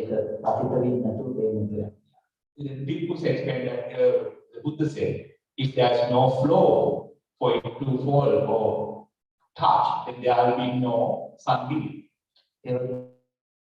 තමයි අපේ තියෙන සංකල්පනාව අපිට පතිත කරන්න තැනක් නැත්නම් දුක අනිත්‍ය නම් අපිට කොයි වෙලාවකවත් ඒ සංකල්පය අත කරගන්න බැහැ. Just like that, if there is no place to put your thoughts, concepts, if you don't put your concepts on something, there will be nothing for you to grab or suffer. ඔය යථාර්ථයේ තේරුම් ගන්න නැවත මානසිකාරය කරන එක හිතන එක ඉතාම වැදගත්. Yeah, so it's very important to keep thinking what people vipassana about this මානසිකාරය about this. You want to show Mansikara, wise consideration. ඒ තුල තමයි නුවණ උපදින්නේ. So, this wise consideration, what we call Yonaso Mansikara, is the basis to gain knowledge. එනිසා ඒ මානසිකාරය උපද්දගත්ත කෙනෙකුට නුවණ උපදිනකොට එයාට නිකම්ම තේරෙන්න ගන්නවා ටික ටික යාගේ ජීවිතයේ ඇත්ත යථාර්ථය පිළිබඳව. When one uses this Yonaso Mansikara or wise consideration to gain knowledge, one automatically start gaining the understanding of the reality, which will slowly reduce the suffering. වෙනද දුකකින් අරමුණු වල එයාට පේන්න පටන් ගන්නවා එයා දුක් වෙන්නේ එයාගේම හිතගෙන. The one who was suffering or felt sad or angry about something outside, the one starts seeing that I am suffering, I am feeling, I am having this bad and happy feeling because of my own mind, my thoughts. ඒ අවබෝධය ටිකින් ටික තමන්ටම ප්‍රත්‍යක්ෂ කරන්න පුළුවන් වෙන මානසිකාරය පවත්වාගෙන මානසිකාරය කරන තුල. Whoever start doing this practice will start experiencing it. You all can do it. ඒ අවබෝධය සහ නිවීම අපේ සමාධිය ඇත්ත වෙනවා වගේ ඇත්ත නැහැ. Yeah. This understanding will never go away, just like that samadhi or jhana gone away from you when you stop meditation. ඒ නිසා භාවනාවේදී මේ විපස්සනා පැත්තට ප්‍රධාන වශයෙන් අපි අවධානය යොමු කළ යුතුයි. And therefore, it is very important to focus more on understanding this reality. ඒ නිසා බුදුරජාණන් වහන්සේ භාවනාවේදී සම්මා සමාධිය උපදවනකොට කරුණු තුනක් ඒවට ප්‍රධාන වශයෙන් මුල් කරනවා. Therefore, when Buddha explains Samma Samadhi, concentration, it is based on three facts. ඒ තමයි සම්මා දිට්ඨි, සම්මා සති, සම්මා වායාම. So when Buddha explains Samma Samadhi, he mainly urged about Samadhi, which is right view, right effort, and right mindfulness. මේ කරුණු තුන තුළ තමයි අපිට සම්මා සමාධිය කියන මේ ශාසනයේ සමාධිය ලබන්න පුළුවන්. Yeah. So if you want to have right concentration, it must be based on right view, right effort, and right mindfulness. අර කරුණු තුන නැත්නම් අපි උපදවන සමාධිය බොහොම තාවකාලික සහ කාලික වෙනවා. Yeah. Without right view, right effort, and right mindfulness, whatever you gain as concentration has no value, or it is very imperfect. එතනදී අපි සම්මාදිට්ඨිය කියලා කිව්වේ අපි ඔය කතා කරපු මූලික ලෝකෝත්තර දර්ශන වල. The right view explained in this process is whatever we explain right now. ඒ නිසා අපේ භාවනාව ඔය දැනුමින් සම්පූර්ණව සම්මත විය යුතුයි. Therefore, when we start meditation, we need to have good understanding about whatever we explained right until now as the reality. Now, if you have any questions, Bhante is very happy to explain them.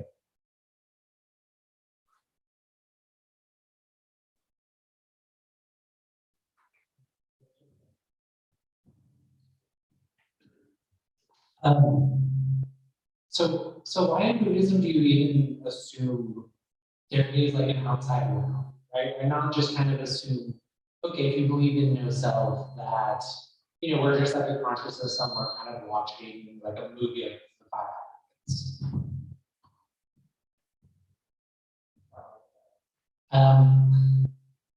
Yes. Wait. So why in Buddhism do you even kind of assume there is like an external reality, like there are sort of like objects out there? Why not just kind of assume, okay, if things are kind of always happening automatically, that we're just like a consciousness watching like movie across the six hemispheres.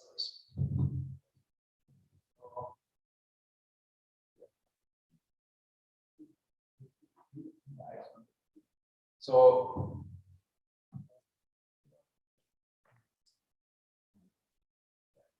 maybe can you explain a little bit about that?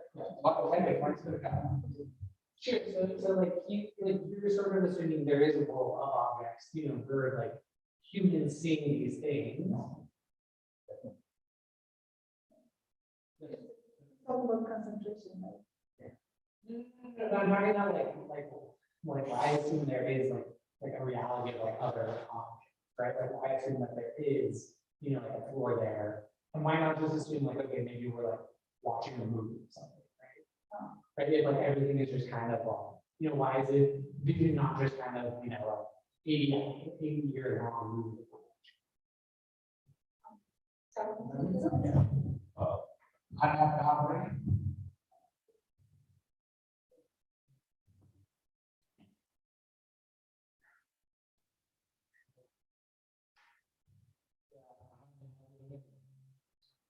සියයක් දකින site තියෙනවා කියලා හිතනවා. ඒක තියෙනවා කියලා අපි හිතනවා. ඒක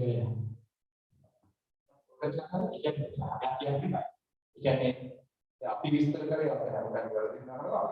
යාළුවනේ බාහිරයක් කියන දේ අපි බලනවා කියලා අපි හිතනවා. එහෙම නොවි කොහොමද අහනවා මේ අපි දකින්න එක අවුරුදු 80ක් විතර. පස්සේ කිව්වොත් එහෙනම් අවුරුදු 80ක් චිත්‍රපටයක් දකින්න වගේ පිළිදෙක කරන්නේ. අපි අවුරුදු 80ක් චිත්‍රපටයක්. One is we are looking at in a movie for 80 years. Yet it is අපි ඇත්තටම ඉන්නේ මේ සුබිනුකුමා කාමාක්ෂර දේශනා කළේ නිසා තමයි අපි ඒ කියන්නේ මේ අපි කාමයේ කියන අපි ලෝකේ ජීවත් වෙන එක ඉලයක් වගේ කියලා බුදුදානන්සේ පෙන්නනවා. so what we experience is actually Buddha related to a dream. It's a dream. Sensual pleasure is a dream. So, and what they did not say there is something outside. But what he explained is that whatever we see outside is a combination of three things. It's a physical object out there, but don't think the physical object is this tree, what you see. It is because of your eye, human eye. The dog sees it different. The divine being sees it completely different. So that is not something existing out there. Even that is the creation of your eye, the object, and the mind. Okay. So it is that type of thing. It happens, it ceases, that arises and ceases. So these arising and ceasing are continuous process that I wanted and we need. It's a movie eventually. ඉතින් මම කියන්නේ දැන් චිත්‍රපට දෙන්නාට බලනකොට මේකේ හරි දුක්ඛදායක අවස්ථාවක් කියලා. දුරින් බලාගෙන ඉන්න කෙනා මේක ගැන බලලා දුක් වෙනවා. එතනදී සතුට වෙන සතුට වෙනවා. මේක අනුපාප කෙනාට ඇත්තට බැලුවොත් එයා දුක් වෙයි. But what says is now, think about a cartoon or even a movie. Now what is this movie? It is now what the content. I'm going to beyond one day because I have a science background. So whatever we learn in science, Buddhism, what we call content, puzzle, is just a frame. Now think about the movie or cartoon. How cartoon movies are created? By currently putting millions of those frames together, right? Usually high definition is 60 frames in a second. So that's why it's a movie. Okay, now think about this, one basic explanation. Think about the actor who was acting. Let's say actor is in a movie, somebody is dying. When we see somebody is dying, we all, as viewers, we all start crying. But if the actor is sitting with us and watching the movie, the actor crying with us. Do you understand what I'm saying? Now think about a movie, and in this movie, somebody is dying, and we love that character. What happens when we see the character is dying? We all start crying. But if the real actor who is dying in the movie is sitting with us, will he cry with us too? No, because he knows that he acted. He knows the reality life. Now what the thing I know what happened? එයා දන්නවා ප්‍රධානම කරුණු දෙක. පළවෙනි එයා දන්නවා රඟපාල ඉවරයි කියලා. දෙවෙනි එයා දන්නවා සකස් කරලා ඉවරයි. Yeah, so he already know that he has already acted because he is the actor. And also we know that he is edited. But this is an edition. ඒ වගේ අපේ ජීවිතේ අපි කරුණු දෙකක් ගන්නවා නම් අපි ලෝකයට ගන්නවා. ඒ තමයි ඒක රඟපාල ඉවරයි සකස් කරලා ඉවරයි. රඟපාල ඉවරයි කිව්වේ ආපු අරමුණ සහ ඒ සූත්‍රයේ විදිහට නිරුද්ධ වෙලා ඉවරයි. අපි ආශ්‍රව විදිහට පුරුදු විදිහට ඇති කරගන්නේ අපි තුළ දැනගෙන ඉවරයි. So now what he said that he uses mouth. So whenever you see or even your somebody is dead, so somebody knows that experience is based on that contact, based on three factors, but it's the form, the eye, and some smile. That's what it created. Plus, now remember once they use that, when someone dies, some people feel sad, some people don't mind it. How many people die every day in this world? Do you care about that? No. If what happened if my mom died, I feel very sad. How come I feel sad and you don't feel? That is, of course, our thought process. When someone sees how we see something and how we feel something, when someone understands it, that suffering and sorrowfulness slowly goes away. When someone sees that clearly.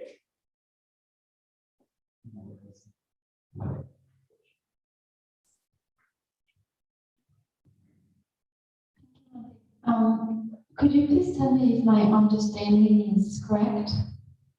So we have contact, feeling, perception, thoughts, and consciousness, and they allow us to recognize the world around us.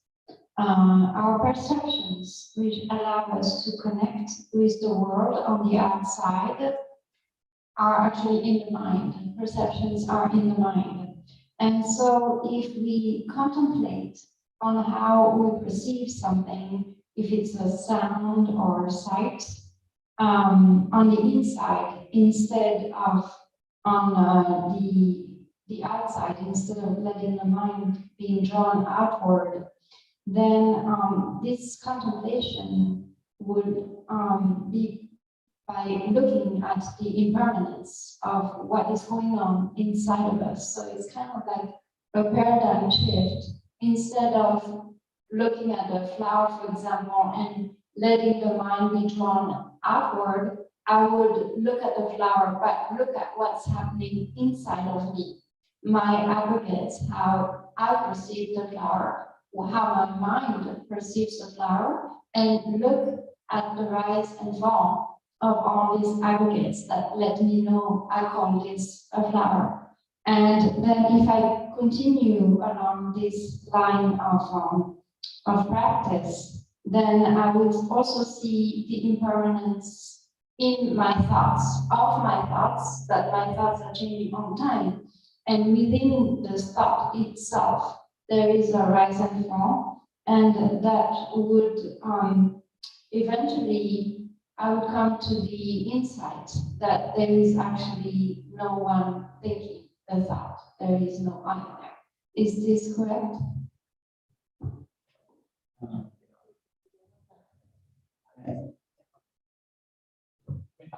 කියන්නේ දැන් එයා තේරෙනවලු මේ බාහිර දෙයක් නෙමෙයි තමන්ගේ අභ්‍යන්තරේ තමයි මේක තේරුම් ගන්න. ඒක තේරෙනකොට මේක ඇති වෙන විදිහට තමන්ගේ තේරෙනවා. ඒක තේරෙනකොට මම කියන ගතිය නැති වෙලා ඒක අඩු වෙනවා. එහෙම කරගෙනකොට කවදාද තමන්ට අවබෝධයක් එනවද කියලා ඒක යථාර්ථය. ඔව් ඒක හරියි. ඒක ඇත්තටම ඒක නිරවැරදි හරි.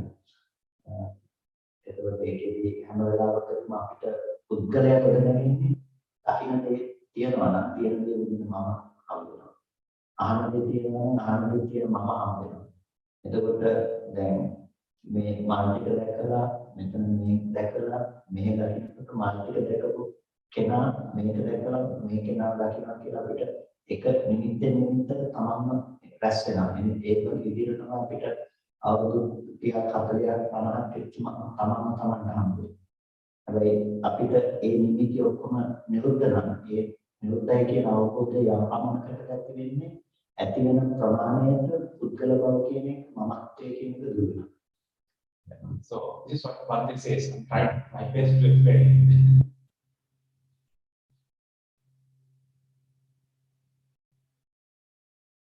So when one's experience something, I wouldn't say see. So Bhante says you got to think is right. So what we need to understand is that when I look at this, no, it's of course based on that concentrated, and then automatically I think I see something. So there are two things happening here. One, there is something being seen. That's the first thing. Then there is me being seen. So it's now I see at this. So I think I look at this, and I think I'm looking at you. So this being seen first, then this being seen second. So at the same time, simultaneously, there is a person being here. That's what we call Ajjata Bahitve, Pali. So outside, inside.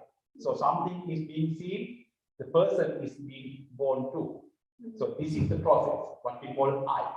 When one starts understanding this arising and ceasing as a process, gradually that selfness is gone too. That's how to stop. මේකත් එක්ක මේ හා ප්‍රතිබද්ධ දුක නැති වෙනවා. Yeah, the level of the understanding, of course, that selfness is reduced to.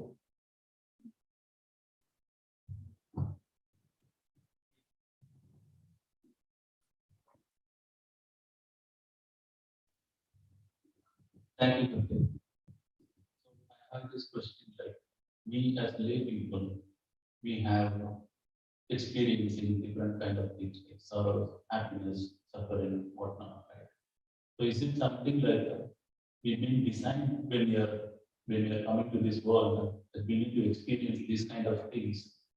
Or is it, Bhante Dhamma explained or spoke about the karmic law this afternoon. Is it something, the good deeds and bad deeds which we did in the past make us to experience whatever we are going through in this life?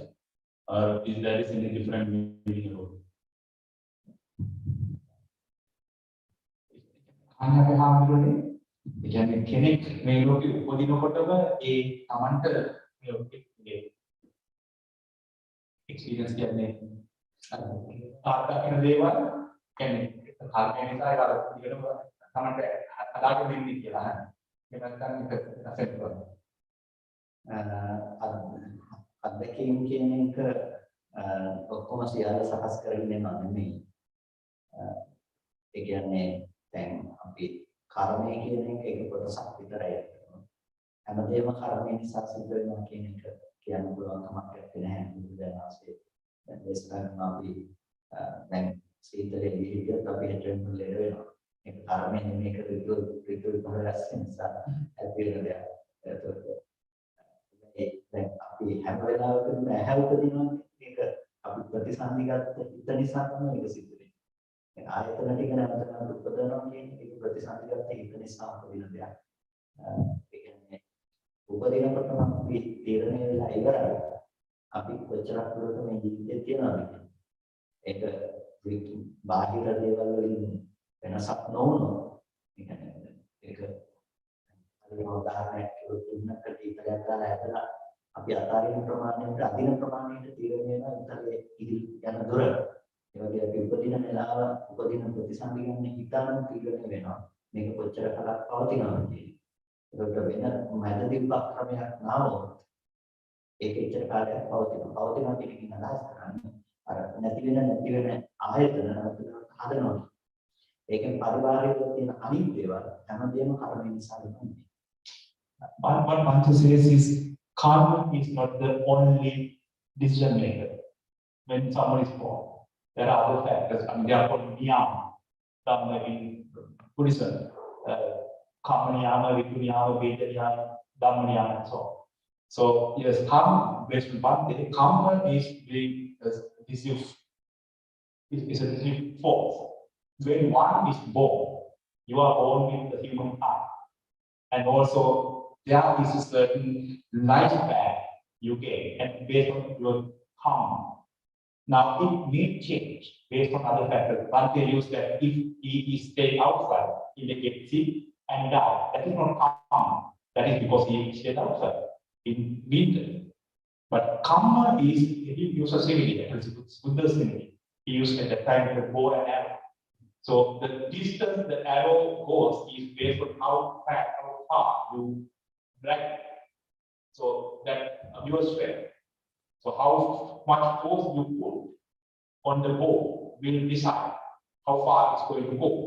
So that is karma. So it is a continuous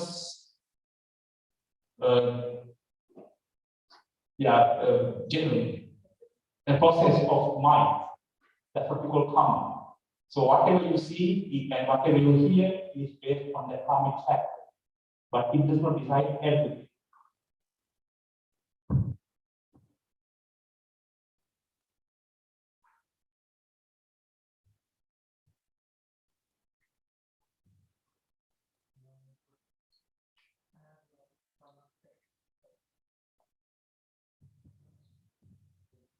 Thank you very much, Bhante. That was a very good lesson. I learned a lot.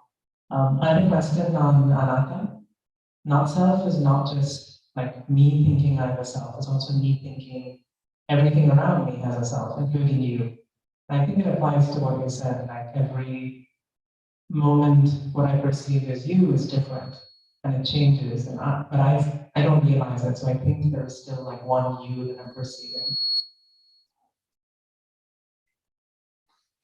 Is my understanding accurate?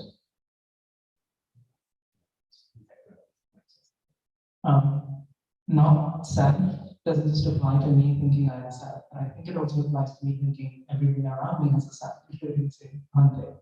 Because every moment I perceive him differently. Because my mind is different. But not knowing that, I think there is a constant thing that I'm persisting. Is that accurate? So, අහන්නේ අපි හඳුනන්නේ ඒ කියන්නේ එයා හිතන අනක් self කියන එක මේකට විතරක් නෙමෙයි සෙල්ෆ් කියන එක නෑ. තමක් කියන එක බාහිරව හැදෙනවා.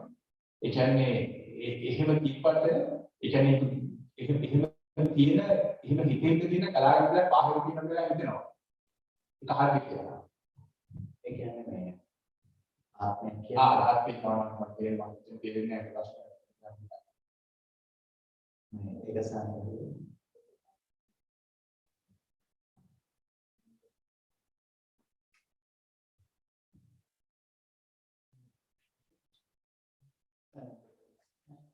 ආත්මය කියන එක that is Is that your question about the self or soul? Yes, thinking others ourselves. Yeah. I think we should get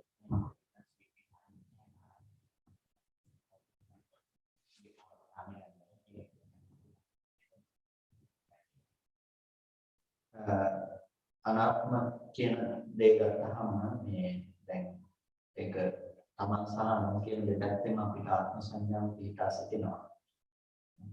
පොඩ්ඩක් දෙකට කියන්න. Yeah, so the selfness or the soul, the mind of the concept of soul is not only coming from within, it comes because of outside the truth. බාහිර රූපයක් දැන් ඉන්න කෙනෙක් කියලා අපි රූපේ දිහා බලනකොට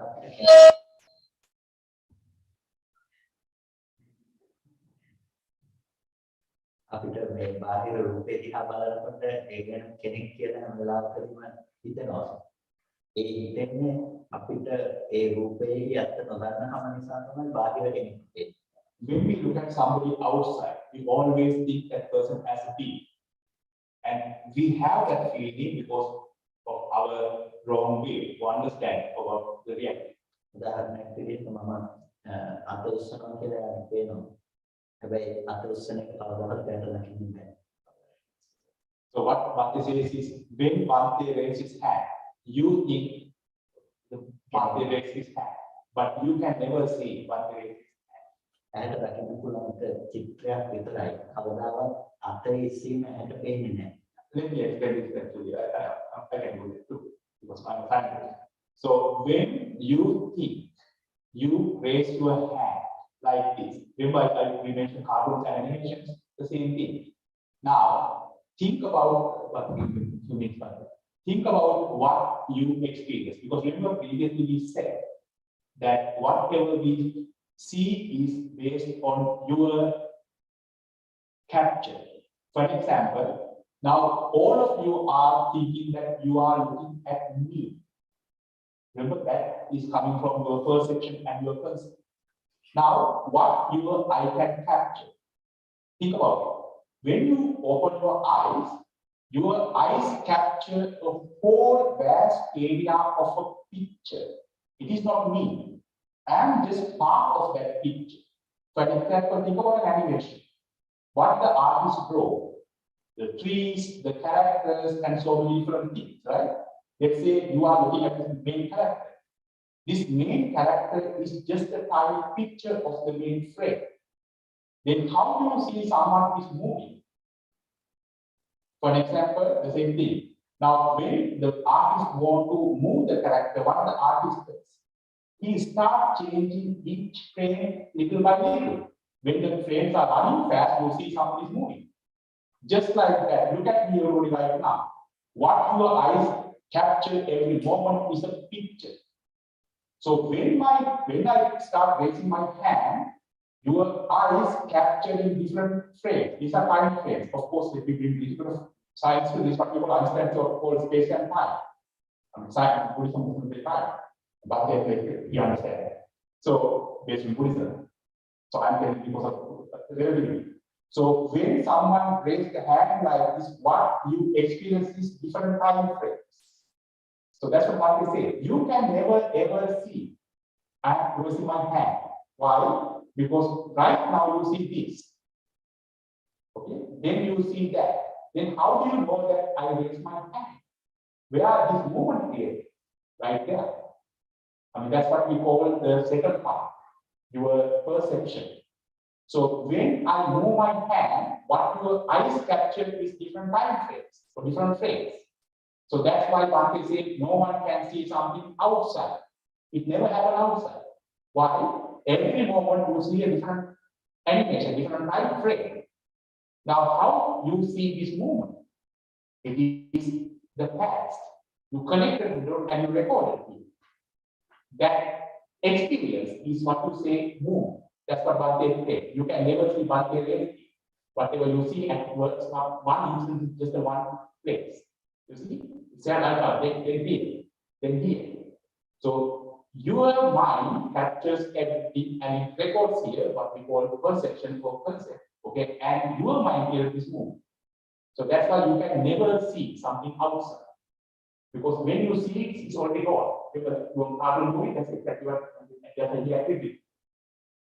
බාහිර ආත්ම සංඥාව අපිට තේන්නේ අන්න මේ විදිහට අපි නිරුද්ධ වෙච්ච රූප නිමිති තුළ කියන්නේ මෙතන තිබුණාට මෙතෙන්ට ආව කියලා අපි හිතනවා මෙතන තිබ්බ එක මෙතෙන්ට ආවා. ඒ නිසා තමයි අපිට බාහිර අනතින කෙනෙක් ඉන්නවා කියන්නේ. That's what we say. That's how we come up with the idea of self or somebody outside there too. Because you think somebody move the hand, or somebody move, or even think about when somebody talk. So what your ears can capture right now, it's a noise. That's the other side. Now you hear to this my noise. Also you hear to the AC and a lot of noises. Some people are moving. A lot of noises here. Okay, so every second that noise comes to your head. Okay, then what happens? Those sound waves are connected by your mind, and that is created by your own mind. Okay, then of course you are paying attention to me. That noise. So you think you listen to someone else outside. That's how that awareness is created. You think you listen to me, but what your ear can capture a big lot of noises. Because somebody is good and we hear that noise. In the meantime, you listen to my voice too, and you see the AC is coming too. There are so many noises around us. Now, until I mentioned AC, did anybody listen to AC or heard it? No. You just listen to me. You see, that's why you can never ever capture anything from outside. You see what I'm saying? It is based on our focus, our perception, our whatever we capture, you know, the right word. Perception, yes. ඒ බාහිරින් ආත්ම සංඥාව කියන දේ අපිට ගොඩනගන්නේ ඔයාලා ඇත්ත දන්නේ නැති නිසා. So yeah, we think somebody is out there because we don't see that reality. So see who created this conversation or this picture? You. When you don't see it, of course you think Bhante or I am here. So what do you experience? Just a picture, just a sound bite. That's the reality. So who created this person or this conversation? Your own experience. Past. ඒක තේරුම් ගන්නකොට අපිට ආධ්‍යාත්මිකව මම කියන පුද්ගල බව ගොඩනගන්න තරක් නැතුව ආධ්‍යාත්මිකව අනාත්ම සංඥාව නිකම් ප්‍රකට වෙනවා. මම කියන දේ තියෙන්නේ බාහිරයේ රූපේ දකින්න දැක්කම දකින්නේ මම කියන දේ තමයි.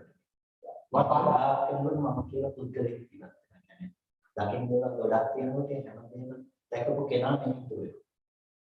What Bhante says is now you experience this tiny bit of pictures or sound bites or whatever. So what created that conversation of this flowing word? Your own thought process. So whenever that thought process is created, everyone experiences that I am seeing, I am listening to, and also you see someone else is moving outside. So that is where the safeness is happening. It's a creation of continuous thought process. එනිසා අපිට හටගත්තු ධර්ම තුනක් නැති වෙනවා කියවහම ඒක ආධ්‍යාත්මික බාහිරකින් තොරව අපිට අනාත්මය ප්‍රකට වෙලා තියෙනවා. මේ ධර්ම ටික ප්‍රකාශයක් විතරක් තියෙනවා. So when someone understands this reality, and that's what Bhante for now these questions explain that they will probably a little better. When someone understands, yeah, that's the way reality is in one picture frame or sound bite. It ceases, it arises and ceases. That's it. That's what you experience right now too. When someone does not understand that, you see, I am being here, I am experiencing this world. Now, we all experience on this very valuable discussion for last 30 minutes. How it's been created, our own experience. That's how me being created and you being created too. එතකොට එළිය මැරෙන්න කෙනෙක් හිටියෙත් නෑ මෙහෙම මැරෙන්න කෙනෙකුත් නෑ. මේ එළිය උපදින්න කෙනෙකුත් නෑ මෙහෙම උපදින්න කෙනෙකුත් නෑ. So if you don't experience selfness, if you see that cease arising and ceasing and everyone, who is going to be there or who is going to die? It's just a process. If you see this process, where is you to be born or die? It is just an experience. It's just a wrong understanding.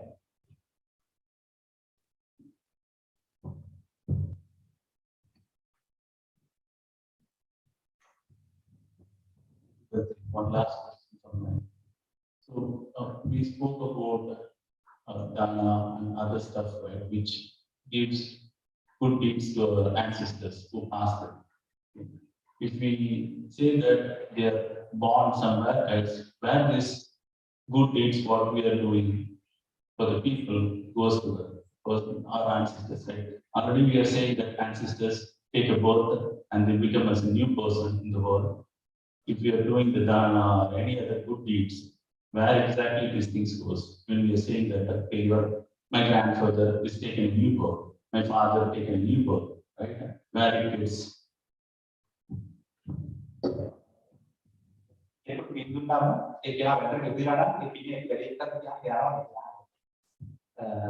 නෑ එයාට යන්නේ නැහැ. පරදත්තූප ජීවි කියන ප්‍රේත කොටසක් තියෙනවා. ඒ ප්‍රේත ලෝකෙ ඉපදිච්ච කෙනෙක් පින් බලාපොරොත්තු වෙනවා. ඒ කෙනෙකුට විතරයි පින් ගන්න පුළුවන්කම තියෙන්නේ. ඒ හැමෝකට පින් ගන්න වෙන කෙනෙකුට අපි කොච්චර පින් දුන්නත් පින් ගන්න පුළුවන්කම නැහැ. දැන් හිතන්නකෝ දැන් මම මරුණා මම ජීවිතේ මරුණා මට දැන් ඒ ජීවිතේ කට්ටිය මට කොච්චර පින් දුන්නා මම දන්නේ නැහැ එයා කරන්නේ පින්න මොකක්ද කියලා. ඉතින් මම අනුමෝදන් වෙන්නේ නැහැ. ඉතින් මට ඒක දෙයක් නැත්තේ නැහැ. But they says no, they can't take it. Except one means called Paradattupa. පරදත්තූප ජීවි කියන අනුන් දුන්න දෙයින් යැපෙනවා කියන එක. They are kind of creators. Okay, that's the only beings who can take the merits. But they use him. Now think about he's very young. He died 32 years ago because he is born 32 years ago. Now I bet there are relatives or somebody who is giving a lot of merit to him, doing dance and stuff. Is he taking any of those merits? No, he doesn't even know that they are doing that. So he says it is not very valuable. Where the merit goes. ඉතින් කොහෙටවත් යන්නේ නැහැ. ඒක දෙක්ම මේ ඒ කියන්නේ අපි ඇති කරගන්න අදහසක් විතරයි. ඒ කියන්නේ ඉන්න කියන්නේ ඒක අපිට සිද්ධ වෙනවා. අනුමෝදන් කියලා කියන්නේ ඒකට අනුව තව කෙනෙක් සතුටු වෙනවා. එතකොට දැන් පින අපි පින් කරනවා කියන එකේදී දැන් දවල් දාන්න දුන්නා. එතකොට දැන් ඒ පිළිබඳව කෙනෙක් සතුටු වෙන්න අවස්ථාව අපි හදලා දුන්නා. එයා සතුටු වෙන්නේ නැත්නම් ඒක යන්නේ නැහැ කොහෙටවත්. ඒක තමන් කරගත්ත දෙයක් විතරයි. So Bhakti says the merit doesn't go anywhere. This is what happens. When you do that or when you do something good deed, of course, if someone else be happy about it, that person gain merits by being happy. Let's say you have somebody who's dead and that person does not like you are being done. So even though you give merit to the person, he doesn't get it because he's not happy. So someone get merits being happy about that good deed. අනුමෝදන් කිරීම කියන්නේ අනුම සතුටු වීමට අවකාශයක් සැලසීම තමයි අපි කරන්නේ. එයාට අපි කරපු දේ ගැන හිතලා එයා වෙනුවෙන් කළ දෙයක් ගැන හිතලා ඒ කෙනාට සතුටු වෙන්න පුළුවන්. ඒක තමයි අන්න කුසලයේ.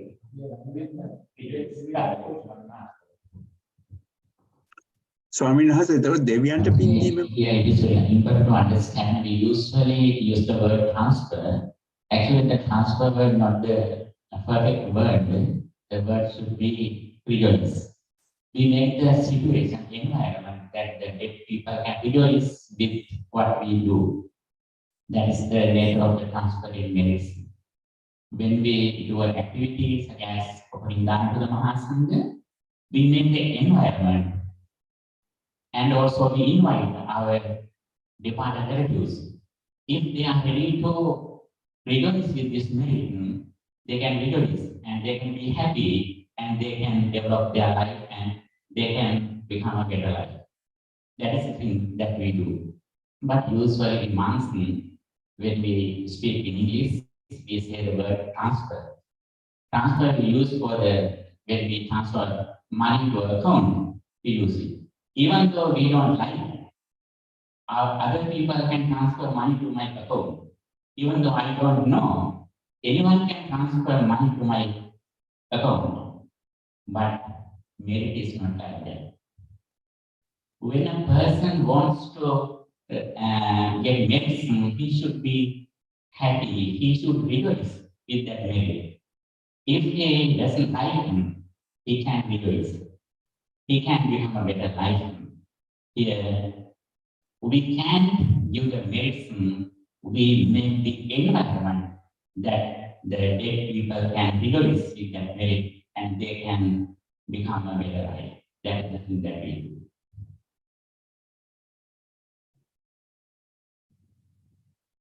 ස්වාමීන් වහන්සේ දෙවියන්ට පින් දීම එතකොට මේ ඒක දෙවියන්ට පින් ලැබෙනවද? For coming here and enlightening us today. So I have multiple questions, but my questions. So in our childhood subject about Buddha, it mentioned that desire is the cause of everything, like sadness and everything. It causes of desire. So is that true, or if is there like desire or bad desire? So, but if we don't have a desire, like we don't have a life today, and there are many things will not happen if people don't have a desire. So, is there kind of difference between bad desire and good desire? How to decide and what are the desires we can have? So there is the history also there are things people consider. When Ashoka did the Kalinga Yuddha, so he saw many people die and he decided to not to fight and he gave up his kingdom and he followed the Buddha. But others see that as an opportunity and invaded his kingdom and he lost the kingdom. Is that correct thing he did, or yeah, so the question. අහන්නේ ඒ කියන්නේ ඒක පොඩි කාලේ ඉගෙනනවලු හැම දෙයකම හේතුව තණ්හාව ඉස්සය. එතකොට ඒ තණ්හාවේ මොන තණ්හාව නරක තණ්හාව කියලා දෙකක් තියෙනවා කියනවා. මොකද ඊළඟට රකින්න උදාහරණේ අශෝක අධිරාජ්‍ය කාලිංග ආක්‍රමණය කරලා කල්පේ වන්දිවල බෞද්ධ වෙලා ඔක්කොම අතහැරලා යන්නේ අශෝක අධිරාජ්‍ය අධිරාජ්‍ය නැති කරගත්තා. ඒකට ඒක මොනදාද නරකද කියලා. තණ්හාවේ හොඳ සහ නරක කියලා දෙකක් තියෙනවා. හැබැයි ඒක ඒ අර්ථයෙන් නෙමෙයි වෙනත් එක. ඒ කියන්නේ දැන් තණ්හා නිසා තණ්හා පහක් අපගේ බුදුරජාණන් වහන්සේ තෘෂ්ණාව නිසා තෘෂ්ණාව ප්‍රහාණය කරනවා. කෙනෙකුට හිතෙනවා මම මේ දුක නැති කිරීම සඳහා මේ උත්සාහවත් වෙයි. නැවත මේක දියුණු කළ යුතුයි. භාවනා කිරීමට කෙනෙකු සතු කැමැත්තක් තියෙනවා. ඒකත් එක පැත්තකින් තණ්හාවක් තමයි. හැබැයි ඒ තණ්හාව නිසා තමයි මේ ප්‍රතිපදාව පිරෙන්නේ. ඒ වගේ මේ තණ්හාව නිසා තමයි තණ්හාව දුරු වෙන්නේ. ඒ තණ්හාව හොඳ තණ්හාව නරක නැහැ. හැබැයි අනිත්‍ය ලැබීම සහ නොලැබීම අතර ආර්ය නිවීම සහ අනිවීම අතර කිසිම වෙනසක් නැහැ. මොකද එයා තණ්හා කරනවා නම් රූපයකට එයාට ඒ රූපේ තමයි එතනදී තණ්හාව කියන දෙවිය අර්ථ ගන්නවා. එතකොට ඒකේදී අපි ලාභය කියන දේ තුළ අපේක්ෂා කරන්නේ ලොකු අධිකාරියක් ලැබීම කියන ඒකේ සංකල්පනේ වශයෙන් ලබාගත්ත දෙයක්. ඒ සංකල්පයට තමයි තණ්හා කරලා තියෙන්නේ. ඉතින් ඒ තණ්හාව යාට අඩු වෙනකොට එයාට ඒ අධිකාරිය අහිමි වෙලා නැහැ. එයාට සංකල්පය අඩු වෙනකොට එයාට යාගේ ගෙදර විතරක් ඉතුරුනත් ඒක ප්‍රමාණවත් නම් එයා ඉන්නේ සතුටින් නම් එයාට ඒක පාඩුවක් වෙලා නැහැ. හැබැයි අද රාත්‍රියේ අපි තරණ තව කෙනෙක් තරණ කරනකොට එයාට වෙන්න පුළුවන් අර පාඩුවක් කරගන්න. හැබැයි එයාට සාපේක්ෂව එයා කවදාවත් එයාට පාඩුවක් So there is good tanha and desire and bad desire in Buddhism, but not the way you are being taught. So the good tanha is actually based on Buddhism.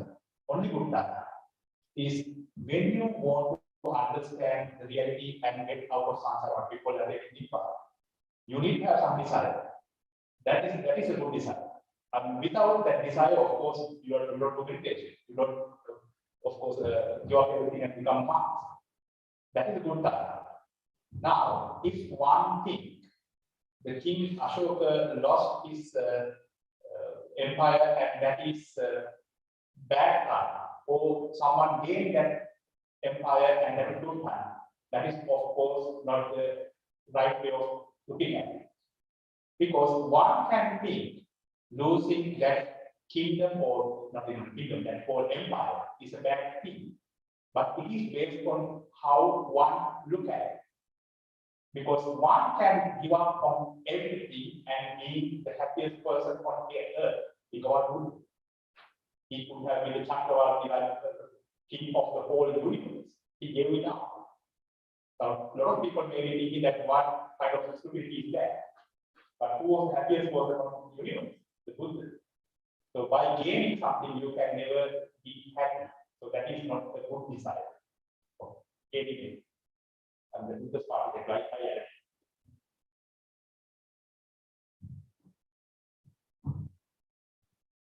Excuse me, Honorable Sirs. Actually, we should understand the Bhante's sermon. It based on the ultimate truth. When we listening to a Dhamma sermon, it can be divided into two. One of them belongs to the conventional truth. The karmic law also belongs to the conventional truth. Bhante completely explained the absolute truth, which based on the Four Noble Truth. There we don't discuss about the karma. Karma belongs to the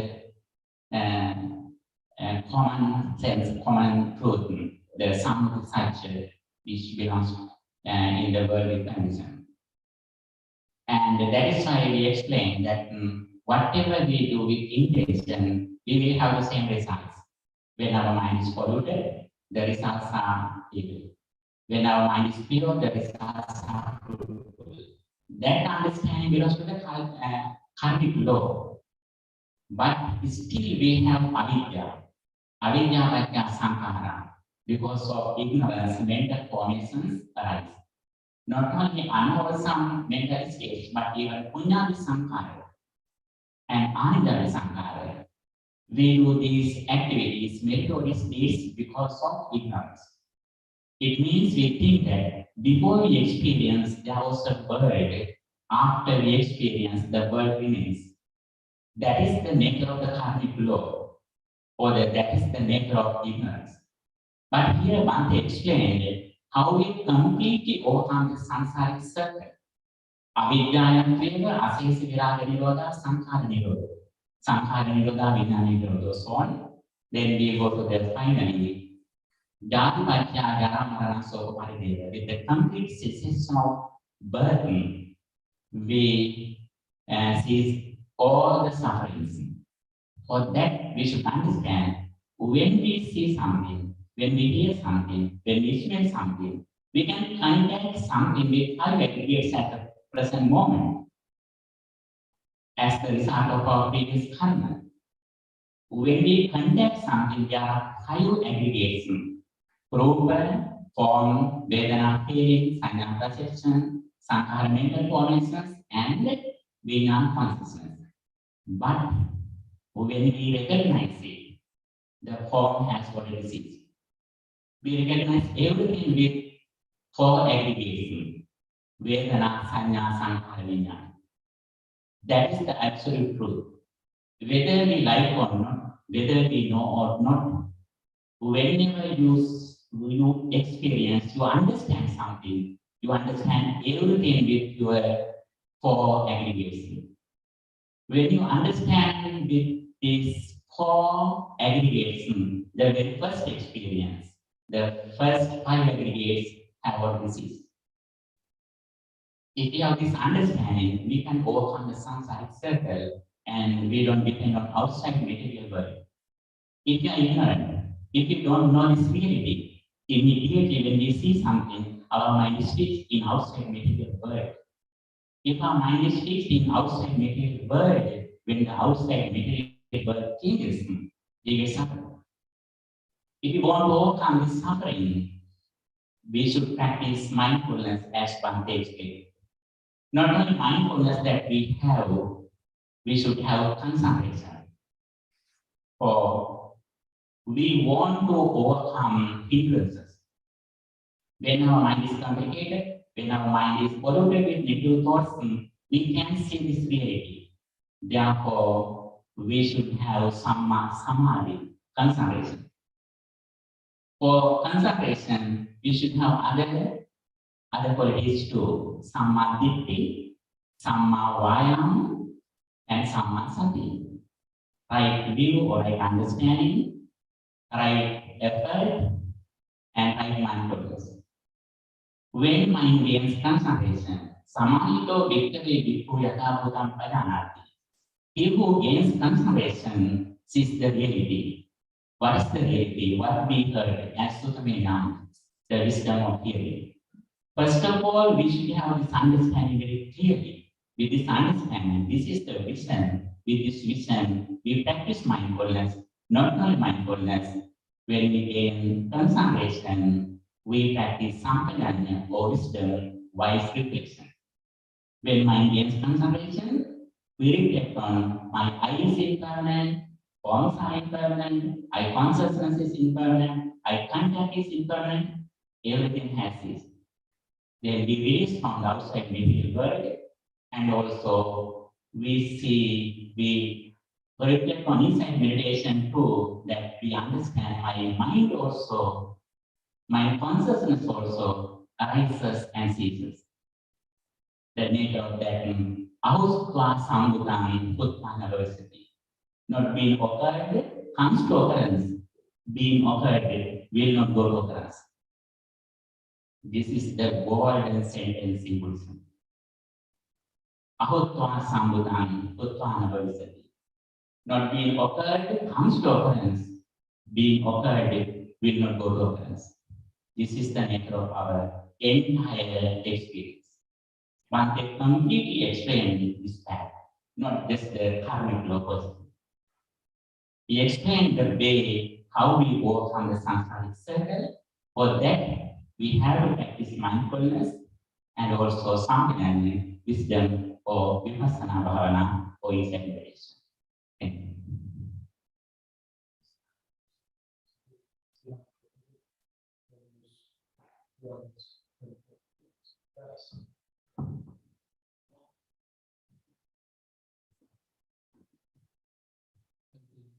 That's enough for today.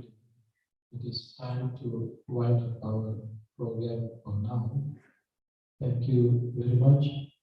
Venerable Sir, your presence here is wonderful. And there is another thing that I want to mention. It came to my mind. In here, there's wonderful things is happening. Teacher is here, his student is there. See, teacher is here, student is there. How will be his mind now? Full of compassion and humble, gentle, all the qualities are here we can experience, we can witness. Thank you very much in this wonderful opportunity or occasion. It is wonderful lessons for everybody to be humble, to be gentle, and looking at your own. Students are performing some kind of special things. It is how nice through these things, how the way that we can develop our sympathetic joy. So it is wonderful. Another lessons that we can get in here. So thank you very much, Venerable Kumara, Thero, your time, your energy, your effort, It was a wonderful opportunity for us to learn Dhamma and increase our Dhamma knowledge. And if there is any kind of doubt, to get rid of that doubt, we got a wonderful opportunity in here. On behalf of Bhavana Society, all our participants here, as well as members in our society, we would like to thank you. And also organizing these events, there's a wonderful support from our Professor Chitake and Dr. Dipani. Both of you are doing a wonderful, great meritorious deeds in here. So I would like to share merits with, particularly when they mentioned his father departed recently. By the power of these merits, may our Kumara Kassapa's father reducing his merits, may he be able to attain ultimate bliss of Bhavana, having that aspiration, say sadhu, sadhu. As well as Bhante, he is doing great service to protect the Sasana as well as the words of the Buddha. He sacrificed his whole life, his energy, and his time, his wisdom, everything, traveling around the world. What he's willing to do, he's willing to do. He want to express the Dhamma to the world, and he wanted to help the people who are willing to understand the Dhamma, as well as he want to protect the Dhamma from misunderstanding. So many concepts are spreading around the world. He want to help us to clean our mind and to protect our mind from all these misunderstanding points. So that is the purpose of this journey to the United States and all other countries that is willing to visit. So this is the starting point in this country. This is his first Dhamma tour in United States. So from today to, I think, end of February, he's going to travel around the country. We would like to wish him to have a safe, prosperous journey to teach Dhamma to the people who are in the, particularly in the United States, as well as around the world. And may you be well, happy and peaceful. May you be able to do wonderful service to the society, having that aspiration, say, sadhu, sadhu, sadhu. May you all be well, happy and peaceful. All your wishes come true by the power of these merits, happy thoughts. May we all be able to attain ultimate bliss of Nirvana, having that aspiration, say, sadhu, sadhu, sadhu. Thank you very much. So, generally in our retreats, we don't have any talks, but today we got wonderful opportunity. So, there are some other instructions that we're supposed to give for you about this retreats here in retreat part 2. I think we don't have much time for that, these things, but tomorrow morning after meditation, I will take a few minutes to explain the way how we should practice and the way how it's going here in retreat number 2. Most of you I know